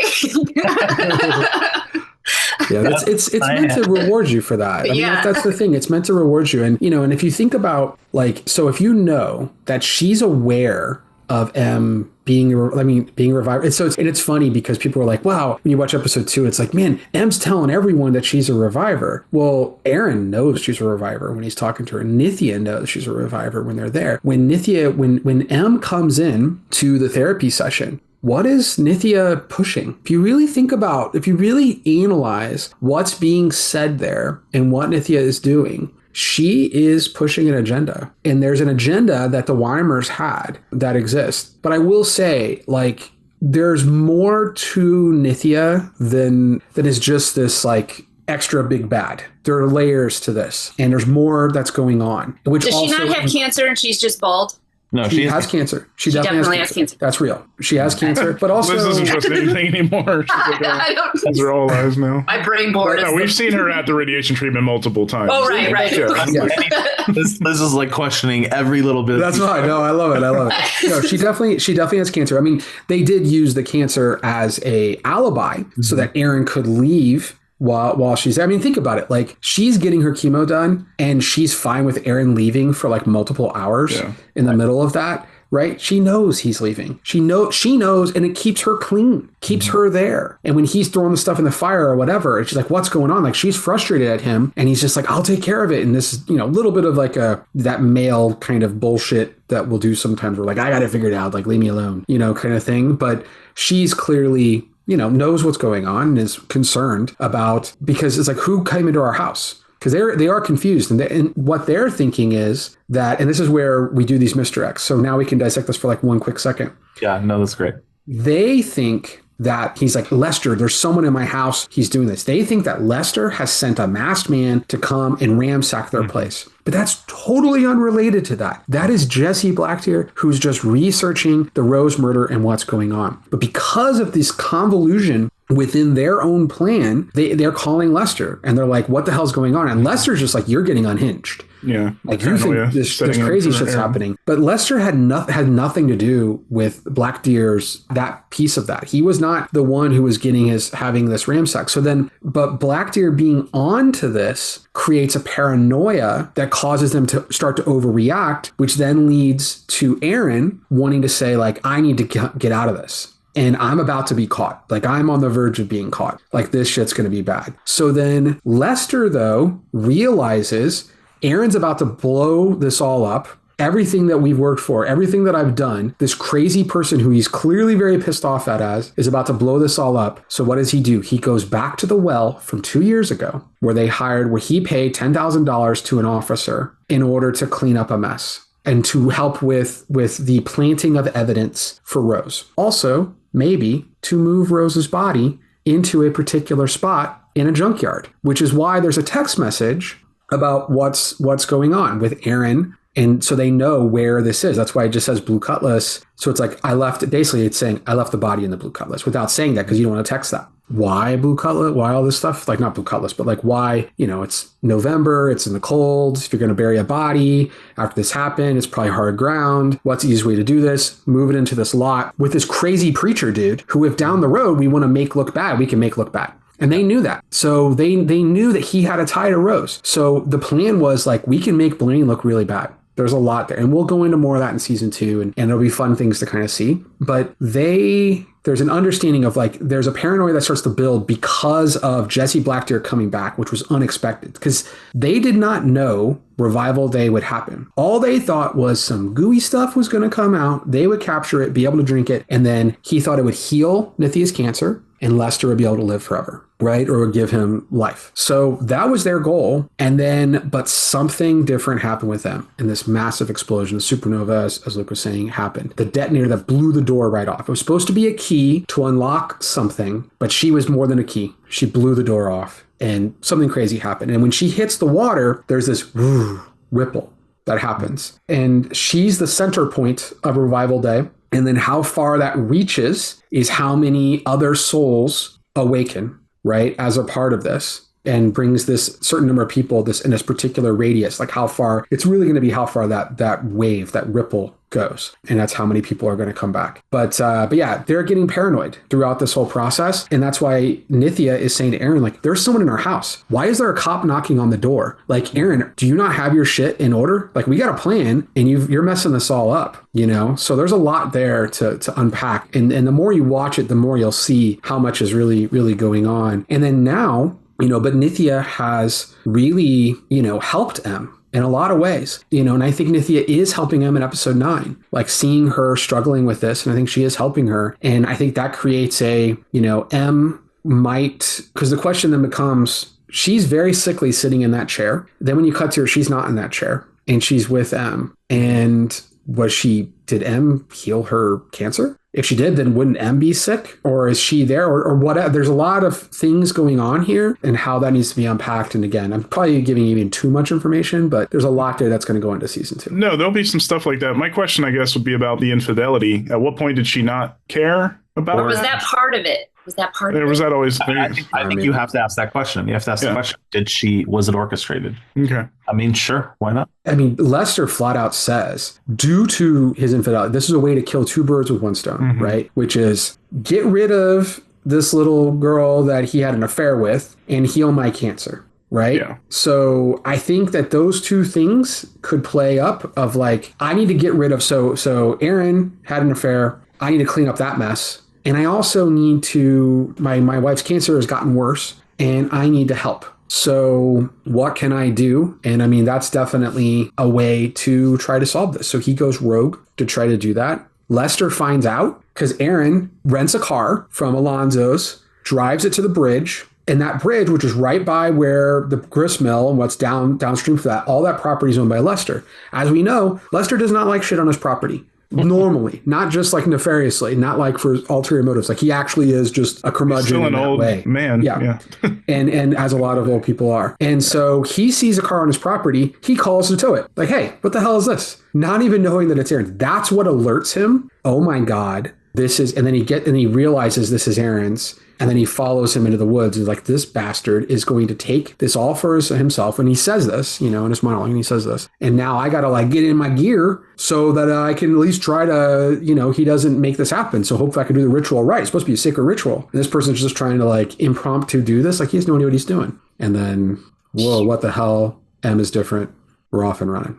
So we had a decent amount of questions through this season, but you guys have managed to answer them as episodes progress. And again, we can't answer too many things on Nithya, on Blaine, on Tyler, because they have survived and you have stuff you either haven't been able to do or still want to do with them in a subsequent season. So we can't really, and you've kind of covered all 3 of them in this episode too, but I do have a couple questions. So from the time Blaine got his angel, his passenger, until the time he started manning the woods to make sure none of them bubbled up, is there any kind of headcanon on how many might be walking around the woods right now? Because you did mention Damon Manning had one out there that was going to have a little mini arc. What I will say, something that we didn't really, it's there, right? So if you recall, Jordan's passenger comes to her when the passenger notices there's a telekinetic connection there, a feeling that they're in distress. It was not directly from the Em healing because it seemed to coincide with it. That's what I was going to ask. I mean, we specifically show that Jordan is in distress, and then her passenger starts to come out of the water, right? So we're telling you through juxtaposition that this is the case. Okay.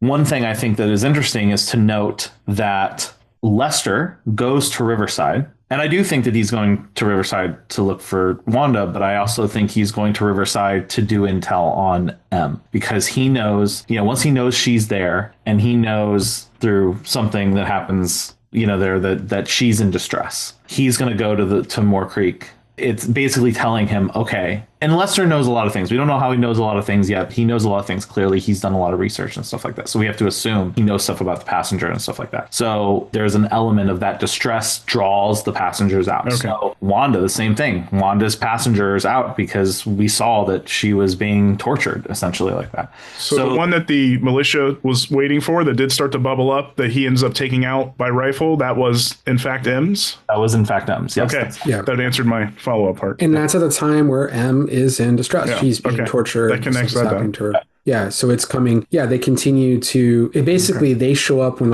you need me. It's making those particular sounds like for a dog. You don't have to even call for a dog, But if a dog feels you in a little bit of distress and tail starts wagging and it's running over, the water starts bubbling and the passenger starts coming over. But they are in the water the majority of the time. That's where these souls are kind of floating around doing some stuff, and then they come out as needed. And so as things are happening to people, they would walk in, and then as they're there, Blaine believes that he has a way to kind of maybe route them or something that could potentially be the case with some of these dream catchers and things. And I think that if he had the passenger, if you look at the way the church is constructed, she's at the end there on this cross down the aisle, and then the aisle has this pathway of dream catchers. So if the passenger, was there, it would walk effectively straight to her. And keep in mind, Blaine, this whole time, is these angels are weapons to kill demons. That's how he associates the whole thing. What he doesn't understand is that if it's Em's, it's going to walk to her. And if it's it's her passenger, then it's going to combine like Jordan or like Jesse. But if it's the wrong soul that meets with the wrong body, then something very horrific happens. Because they're not meant to combine, and they start to combine, and it's going to disintegrate them in a bad way. And that's why Wanda gets all melted and disintegrated. Yeah. And then you see this wounded, not doing well passenger because it doesn't have its host. And now it's kind of wandering around, not in the water. And it's just that really is as sad as E.T. That really it is. Yeah. Because it's trying. That's a great. Yeah, its host is so in my mind, that passenger has been wandering around the woods since Wanda died because it's it feels the pain and it can't connect and it's doesn't know where to go and it's lost, and it's this lost soul and what that means. And I think there's a much bigger aspect of this of what it means to have a passenger without a soul and potentially a reviver without a soul and what that could mean. How could you, what that equate to, I think is a really interesting thing to explore. Because what happens to Em is not fully understood at this moment, when that explosion happens, and the aftermath of that is something that will definitely happen and we'll come to realize in season 2. We'll come to her there and see what actually happened from a different point of view. When does season 2 begin? Forgot. I couldn't remember. I don't know. We might not even get it. So if not, then if for some reason I'm not going to do season 2 and we've gone 2 years and nobody else has picked it up, we'll come back and we'll just tell everybody everything that was actually going on. There you go. Okay, cool. In the meantime, #Renew Revival, #Renew Revival S2 has been a popular one too. I've seen people using Renew Revival S2. It doesn't hurt. Let the network know. Yeah. We're just going to make Tim and Mike write our version of Revival as a comic sequel. Yeah. Great. Yeah. That's a good point. You just do that. Thank you. Yeah. Well, gentlemen, again, as I told you both, online, offline, very good, very engaging, very solid storytelling, well-crafted season of television that we had a blast with this entire 10 weeks. And honestly, thank you for entrusting me to take lead and recap these with you. Thank you all for making travel delays, literal funerals, birthday Liz. We've all been able to make this work 10 straight weeks despite a lot of hiccups. Scheduling can be a beast. As someone who does podcast scheduling all the time, it's not easy. So thank you all for being able to do these. Thank you both. Thank you both for doing this and for supporting the show and talking about it and getting excited about it. I mean, it means a lot to us. So no, it's been fun. Yeah. You guys made it easy to be happy and excited about it week to week. So and I've said this before, but this is the best way to watch the TV show. I highly recommend getting to talk to the producers after every episode. Yeah, like the writer, just every week. Everybody involved in it. Everyone should do this.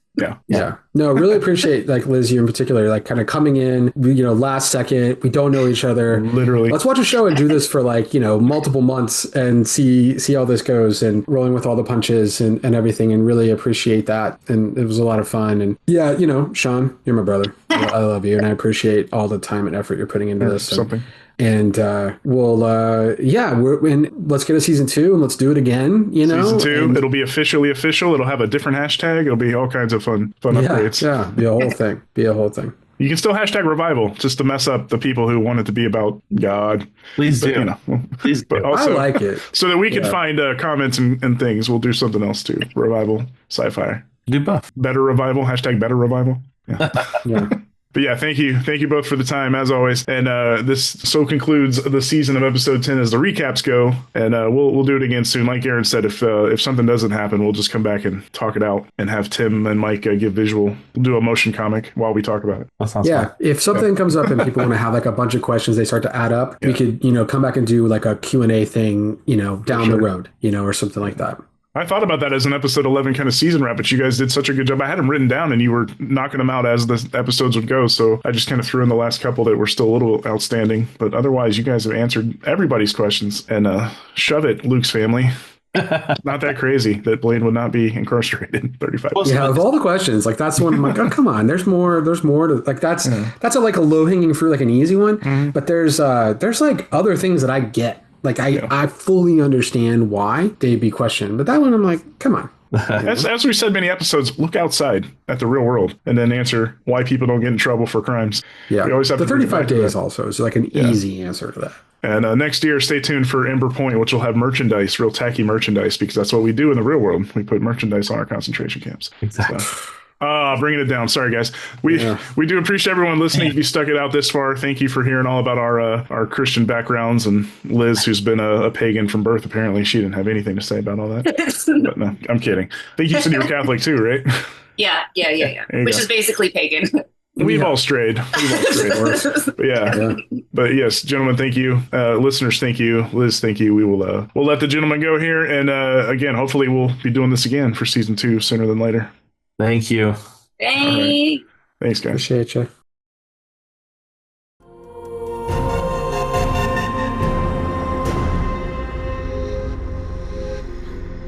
Thank you again to the gents for the discussion on episode 10. We now move to a chat from the show creators to a chat with the creators of the source material, the Revival comic book series. First up, he is a writer and artist whose work includes Image Comic Series Hack Slash, Local Man, Loaded Bible. He's also written and or drawn for many a known IP, including Batman, Nightwing, and G.I. Joe. Welcome to the show, Mr. Tim Seeley. Thanks for having me. Glad to have you. And we are joined as well by an artist and writer whose webcomic Battlepug garnered him an Eisner Award. He has also drawn for everything from Voltron to Marvel's Runaways to DC's Green Arrow and Black Canary. Please welcome to the program as well, Mr. Mike Norton. Thanks. Thank you both for joining us. As I said, we are going to get into revival stuff for sure, but we've been asking all guests, actors and the like. We go back to the very beginning and kind of ask, was writing and or drawing always the path for either of you? Did you guys have dreams of being something else before it found you? Or maybe what first gave you the bug to just be creators? So, this is all I ever wanted to do.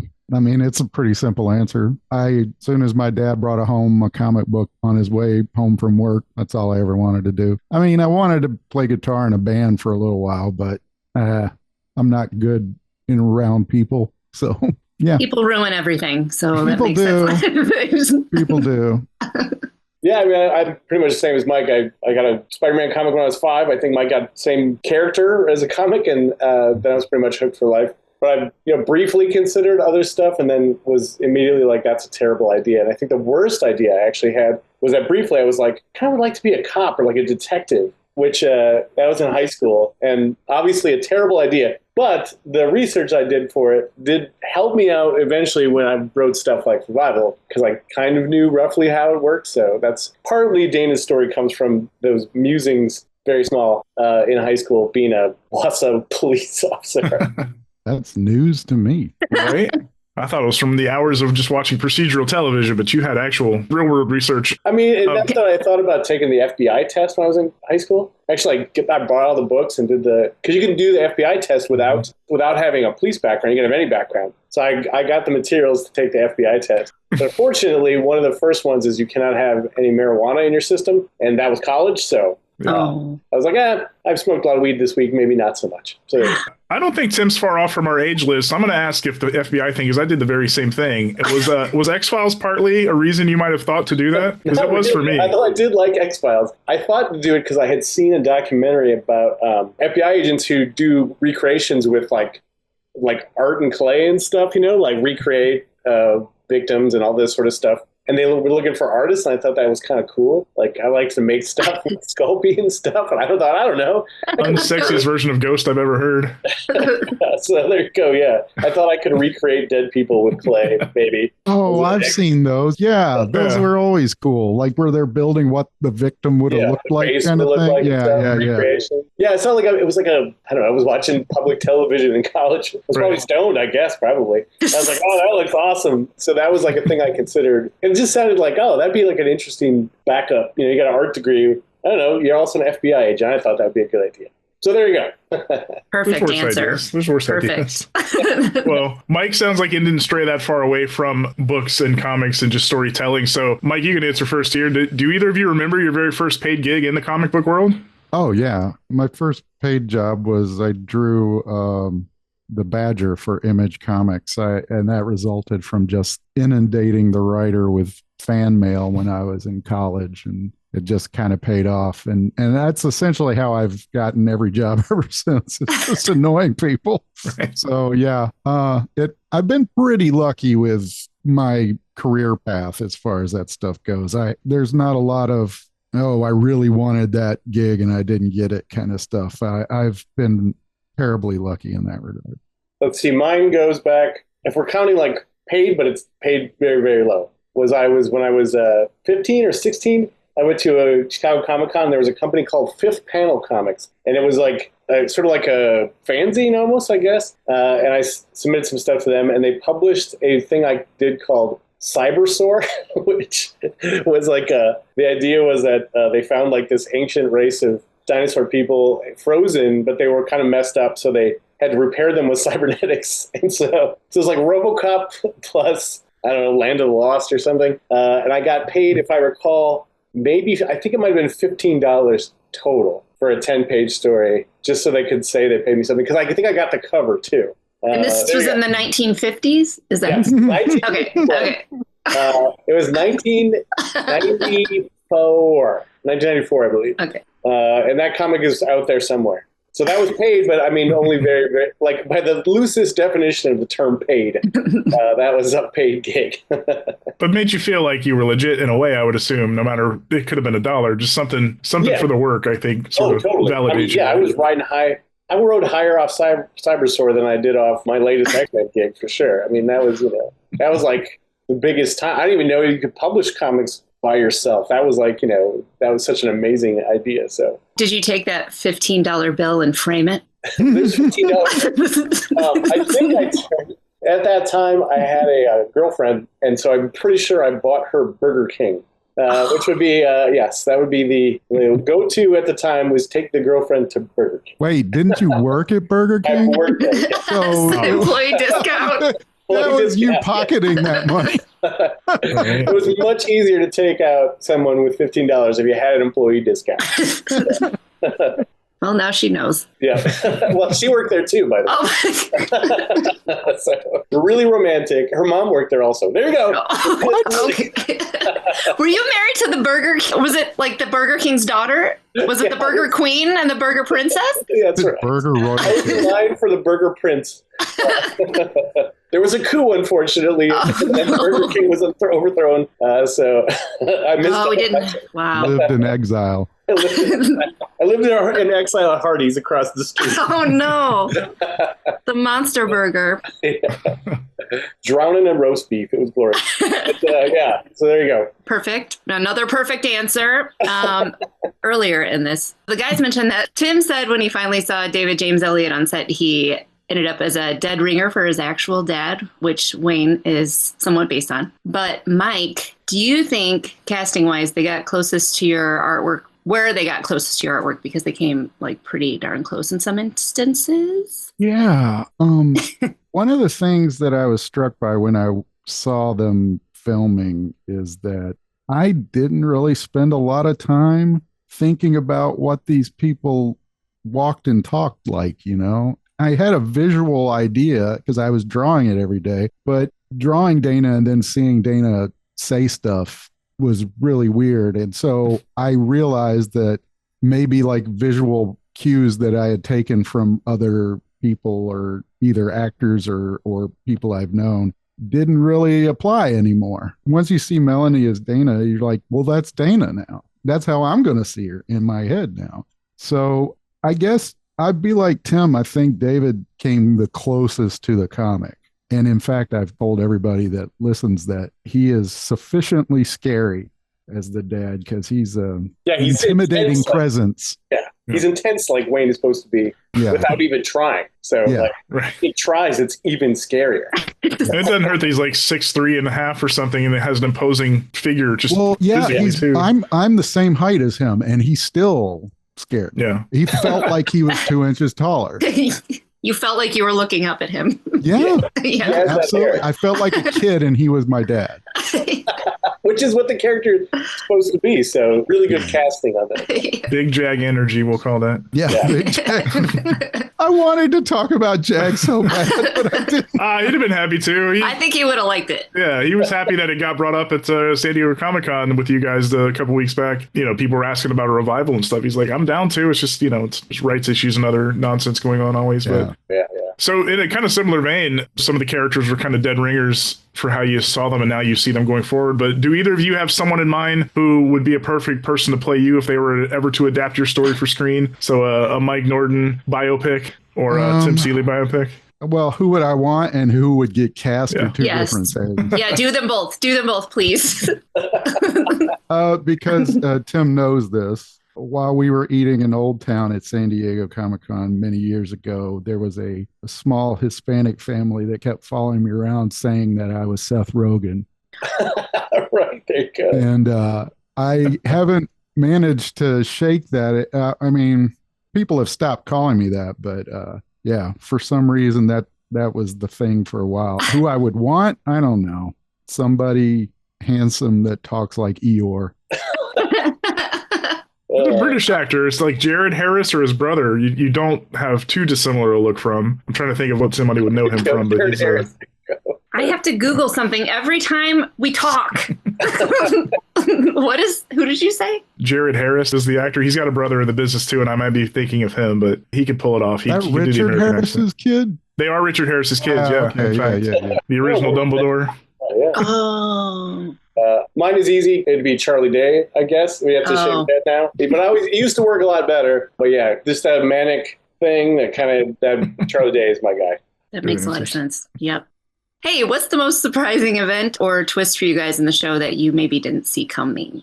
We kind of saw it all coming because Luke told us what they were going to do. Yeah. That makes sense. He didn't spoil it as much as, I mean, you guys talk more than me, but yeah. I mean, when he told me what they were going to do with Brent, that was the one where I was like, wait, what? I thought it worked great because how likable the actor playing Brent was. Mm-hmm. But he was cast, I think, before they knew he was going to go bad. So when I saw the initial casting, I was like, oh, that'll be really well, because that character's supposed to be kind of the affable detective who kind of is just trying to live his life. And they took the hard turn on he's a total scumbag.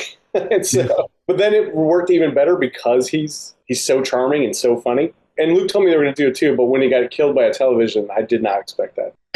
That was pretty great. So that was a pretty hard twist, I thought. And I mean, there's a few in there, but I think and sometimes with a fair amount of like nerves, Luke would be like, just so you know, we're going to do this. I know it's different from the comic, but just so you know. Did you care that like it was going off on its own? Like, was him being like nervous about it? Did you care? I mean, I would let him spin and twist a little bit, and then I would act like I was super offended. But no, I mean, Mike and I knew this from the beginning that it's a different medium. So television has to do different things. We knew that. And we also knew, in the comic, we'd get a certain amount. It feels like it goes a lot faster, but we actually had a lot more time in a weird way to sort of get to stuff. And we could do a lot more quiet moments. We do a lot more things that weren't directly related to the big plot. Even if sometimes readers complained when we did that, we didn't care. We just did it anyway. Whereas it has to all go towards the thing. And it's got to maintain a kind of pace that we didn't have to do. So we knew going in, I don't think there was really anything, that I didn't see the reason that they did it, for sure. And also, I was there for the filming the last episode, and I know how incredibly hard it was to get everything in before the sort of deadline. So even seeing that, it was like, oh, this is why you have to change things. You live in a very different, time scenario than we did. The fact that they got it as close as they did is kind of a gift in my mind. I think it's about as good as you could make it. Yeah, I know there was versions of this where Luke was talking about, like, do we do something that surprises people? Because obviously, it's an adaptation. And when there's a big mystery of who's the killer. Like, do you want to make it different so that people don't have it ruined? But I think the way they decided to do it, which was it's a little more hidden, and the big reveal at the end still plays, but it's tied into other stuff, and you get lots of sort of red herrings. You characters that you think it's going to be. I think the way they did that is also something we didn't have to do necessarily. We could pace out our red herrings for 47 issues, and we could really hide it in subsequent plots. We could follow people. They just couldn't. They just had to be like, you think it's this guy? Hey, it's not Blaine. You think it's this guy? Hey, it's not him, So it was a different structure than we were working with. Did Image or anybody powers that be at the time tell you like this was the ending, or did they let you fill out exactly you had your plotted out outline that went to happen to go to 47? How did that end up wrapping for you? We wanted to do 60. Yeah. We had the idea of the main mystery, and we wanted to do 60 issues because that seemed to be the magic number for a good long run. And but once we got to a certain point in the main story, I mean, we had this discussion, and I was saying, once we get the ball rolling for this final thing, we can't really control the pacing to make it be 60 without it feeling padded. So it ended up being quite a bit shorter. But I mean, 47 is a long time. So. Yeah, we do crossover. That's 48 issues. It's nice. I mean, I think part of like Mike was saying, is part of it, we let it go naturally. So when it sort of started picking up momentum towards the end, it was like, well, this is going, it's happening, the story's unfolding. And then the other side of your question is, like, Image doesn't really tell you anything at all. Like, once you get a book accepted by Image, they kind of like just get out of your way, which is great, because then you get to make all the decisions, and then the bad side of that is you get to make all the decisions. But they were comfortable with however we wanted to do with it. And I think in the end, the amount of the story we got, if it had been 60, if we'd have tried to sell people that compendium afterwards, it's already £5. I think it would have been $8, and that would have been ridiculous. So I'm glad we hit it at our 48 mark. Tim, this is big. Were you aware that on the visit wausau.com site, it has a whole feature page on Revival and you, and how proud of you that they are? No, that's funny. So I didn't see it, but they did email me. And they asked me if it was okay if we featured Revival on the tourism site. And I was like, are you sure? So cool. So I had to get permission from Blue Ice and Sci-Fi, and they were like, yeah, go nuts. Wow, that is crazy. It's kind of awesome. Funny. I mean, it's a weird one to promote, because it's like, it's not like it doesn't really make fun of Watts or anything. It just, is the location, but it is also a zombie horror epidemic apocalypse story. So there's that too. I'll meet your maker in Wausau. Come drink our water. I know what that means. Right. A lot of times TV shows are like, grizzled big city guy goes to this town and just keeps remarking on how shucksy and stupid the people are in the town. And the Revival has none of that, and the TV show definitely doesn't. Oh, no, we want you to like the people. Yeah, exactly. We also live there. Yeah. We want to do two things on this, because Mike and I talked about this from the beginning. We hated stories where people go to small town and it's like dumb and everybody's, ignorant. We hated that.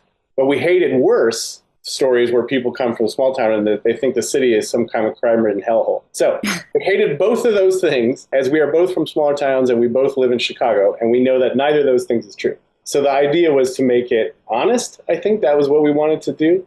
And certainly like part of the living in Wausau, and I grew up there, so I can tell you this is true. There's a certain amount of people who live in a small town who are like, this is where I want to be. I never want to leave. And then there's a certain percentage of like, I have to leave here. There's nothing for me.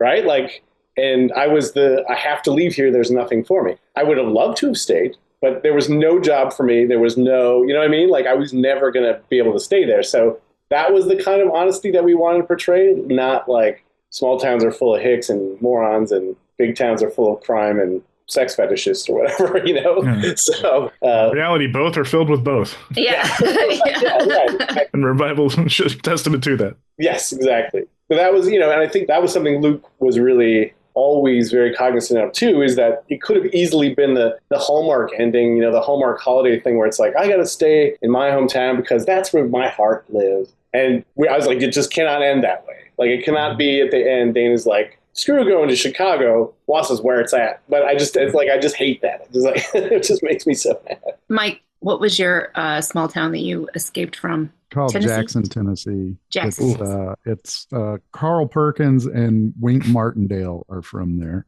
Now I have to Google these things. Yeah. Let me just guess. Carl Perkins is a football player. He wrote Blue Suede Shoes. Oh, I was close.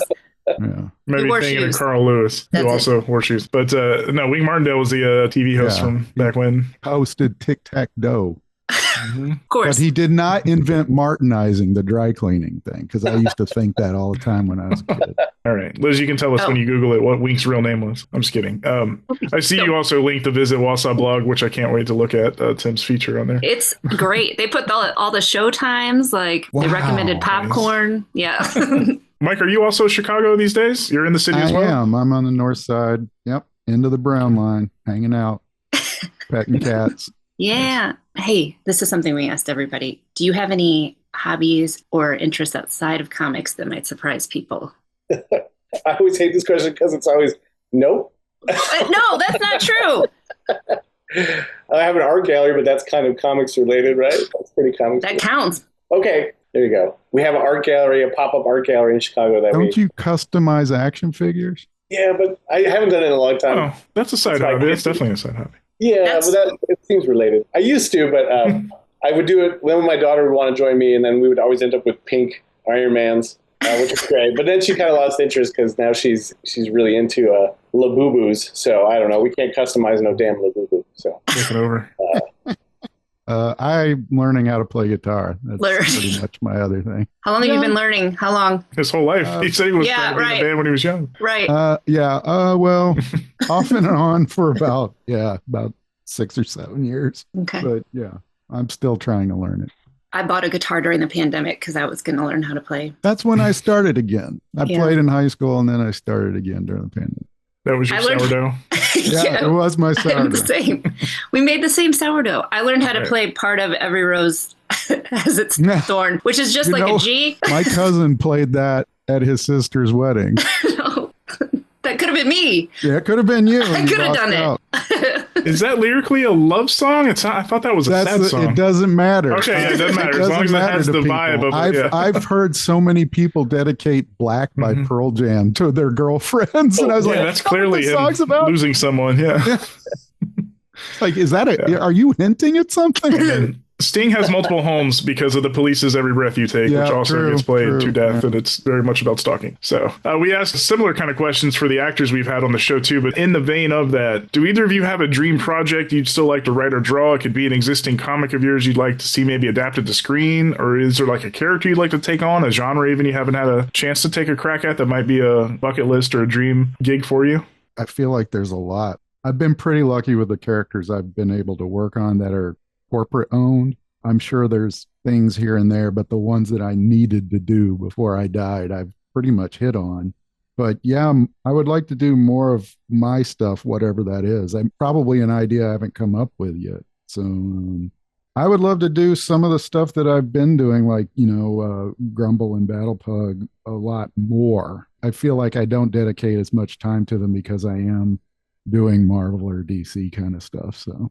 Let's see. For me, I kind of worked on all the stuff I said I was going to. So I'm working on He-Man and Godzilla and Ninja Turtles right now. So I don't know. I have to come up. I would love to do, now that I've seen how it works, a lot better. I would still love to do Hack Slash as a TV series or movie probably, or TV, I don't know, whatever. But like the way that Luke and Aaron do stuff, which is you kind of do it yourself to some degree, I think I would like to try that. I don't want to direct anything or whatever. I just like to write it and be on set, that part of it. I like the vibe. I don't like the stress of doing TV and movies. And comics is stressful, but not nearly as much as TV.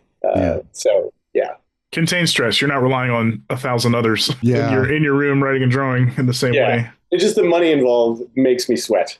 Like comic, other people's money, like $400 or something. But with a movie, that's like going to the casino or something. Yeah.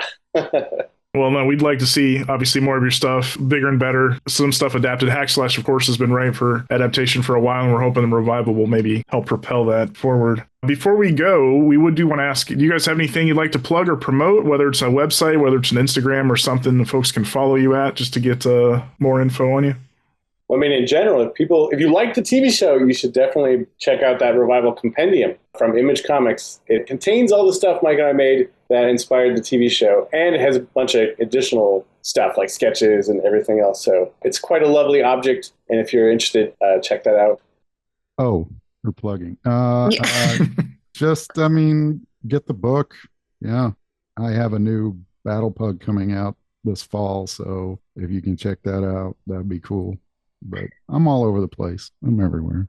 We'll link to your guys' Instagrams if nothing else, I think, on the show notes. But every breath you take, mm-hmm. Mike is watching you. My next song I'm learning. All right. Just like every cowboy sings a sad, sad song, we must say goodbye to you. We're going to combine all of them. But yes, gentlemen, thank you so much for the time. We appreciate it. Thank you so much for creating Revival. It became such a labor of love for Aaron, for Luke, for so many folks that we've talked to. And I hope it's a point of pride for both of you. It's, again, we've talked to many people and so many people on social media showing so much love for it. So we're happy for you. We're happy for this show. And again, #Renew Revival. There goes season 2, baby. That's where season 2. I would really like that, everybody. So do it. Yeah, so recommend it to your friends that they watch the whole season. It's a binger. You can binge the whole damn thing. That totally counts. You can binge this, and that counts as points for us. So it's true. And after each episode, come here, listen to Aaron and Lou, give you some insight on it, and listen to some of the actors. And again, in this final episode, we have the creators themselves. So once again, thank you, Tim. Thank you, Mike. We were so glad to have you to talk Revival Land more. I was wondering when we were going to get to be on, actually. Every week, I'm like, you're the grand finale. I feel like you should feel special for it being the big. I do. Yeah. I'm like, when do I get to talk to Liz? I take that as a point of pride that actors were reaching out to them and going, hey, when is my turn? I'm like, well, we have you slotted for an episode you're featured in. So, but because we kind of knocked out the main cast, we thought from the beginning, like Tim and Mike at the end, just to wrap it up and put a good button on it. So, oh, thanks a lot. No, certainly. Thanks for the work you guys did. Thank you for making it sound compelling. Thank you very much. Yeah, thank you both for sharing the show week to week. We were much appreciative of that too, via Instagram and other places. So back to work. You're both very busy men. Get back to writing and drawing. All right. Thank you much. Thanks. All right. We'll see you guys. See you, Liz. Bye-bye.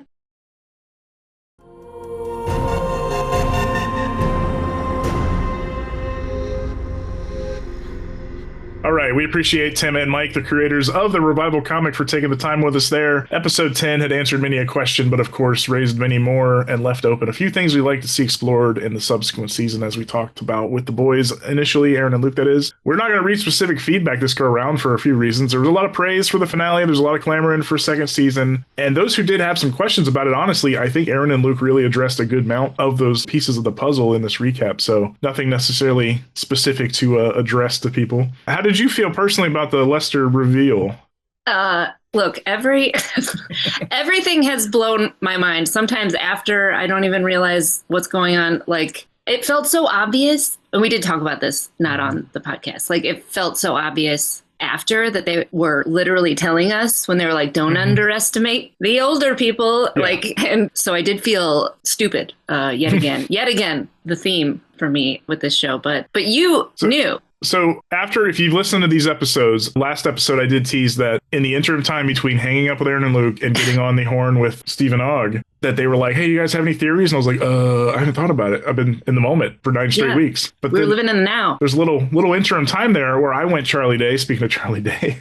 red dots connecting. I go, here's the cast. There's like 20 people in this cast, right? It cannot be this person, this person, this person. And then all the secondary characters, like it's not going to be like one of the indigenous people. It's not Uncle Don. It's not May. So I'm like just going for process elimination, and literally the only name that was not 100% able to be scratched out for obvious reasons was Lester. And I wrote Liz an essay text. I wrote, Liz, since we hung up. You wanted it documented. I did. I go, for posterity's sake, this is what I'm thinking. I thought about who would have shot those militia people in the woods. Who knows the woods? Oh my God, Lester knows the woods. And then suddenly everything starts, my brain in like a movie, you start seeing the flashes of all the scenes. I'm like, beautiful mind. Of course Lester's going to know about the creek. He knows everything about the woods. He knows everything about everything. And then all the dots start going. I'm like, hold on, they're throwing us off with Wanda and all these other relationships he has. But then like Liz said, it started to recontextualize every single thing he said, which was like, you underestimate old people. I got away from the army because it was about death. I'm all about life. And then again, I even jokingly called him Jack LaLanne Jr. in the text, and Aaron and Luke did reference he's very much inspired by Jack LaLanne. And I don't want to make Liz Google another person. I remember that guy. Mentioned, yeah, he was a fitness guru who was around like in the 60s talking about living forever. I think he only made it like the late 80s, funny enough, but he was a guy in a tracksuit, always in shape. And it's funny, they mentioned the art department and all those fun things in his mill of his banners and posters and stuff. It was very Jack LaLanne. So yeah, I connected those dots. Jack LaLanne had anything carved into his chest to keep him alive. We should check on that. I would not doubt it. Yeah. Here's where I'm a bit of a fraud though. So I connect these dots. Liz goes, oh my God, I think you're right. There's no one else it could be, blah, blah, blah. I text the guys. I go, don't say anything, but this is what I wrote, Liz. And I copy pasted your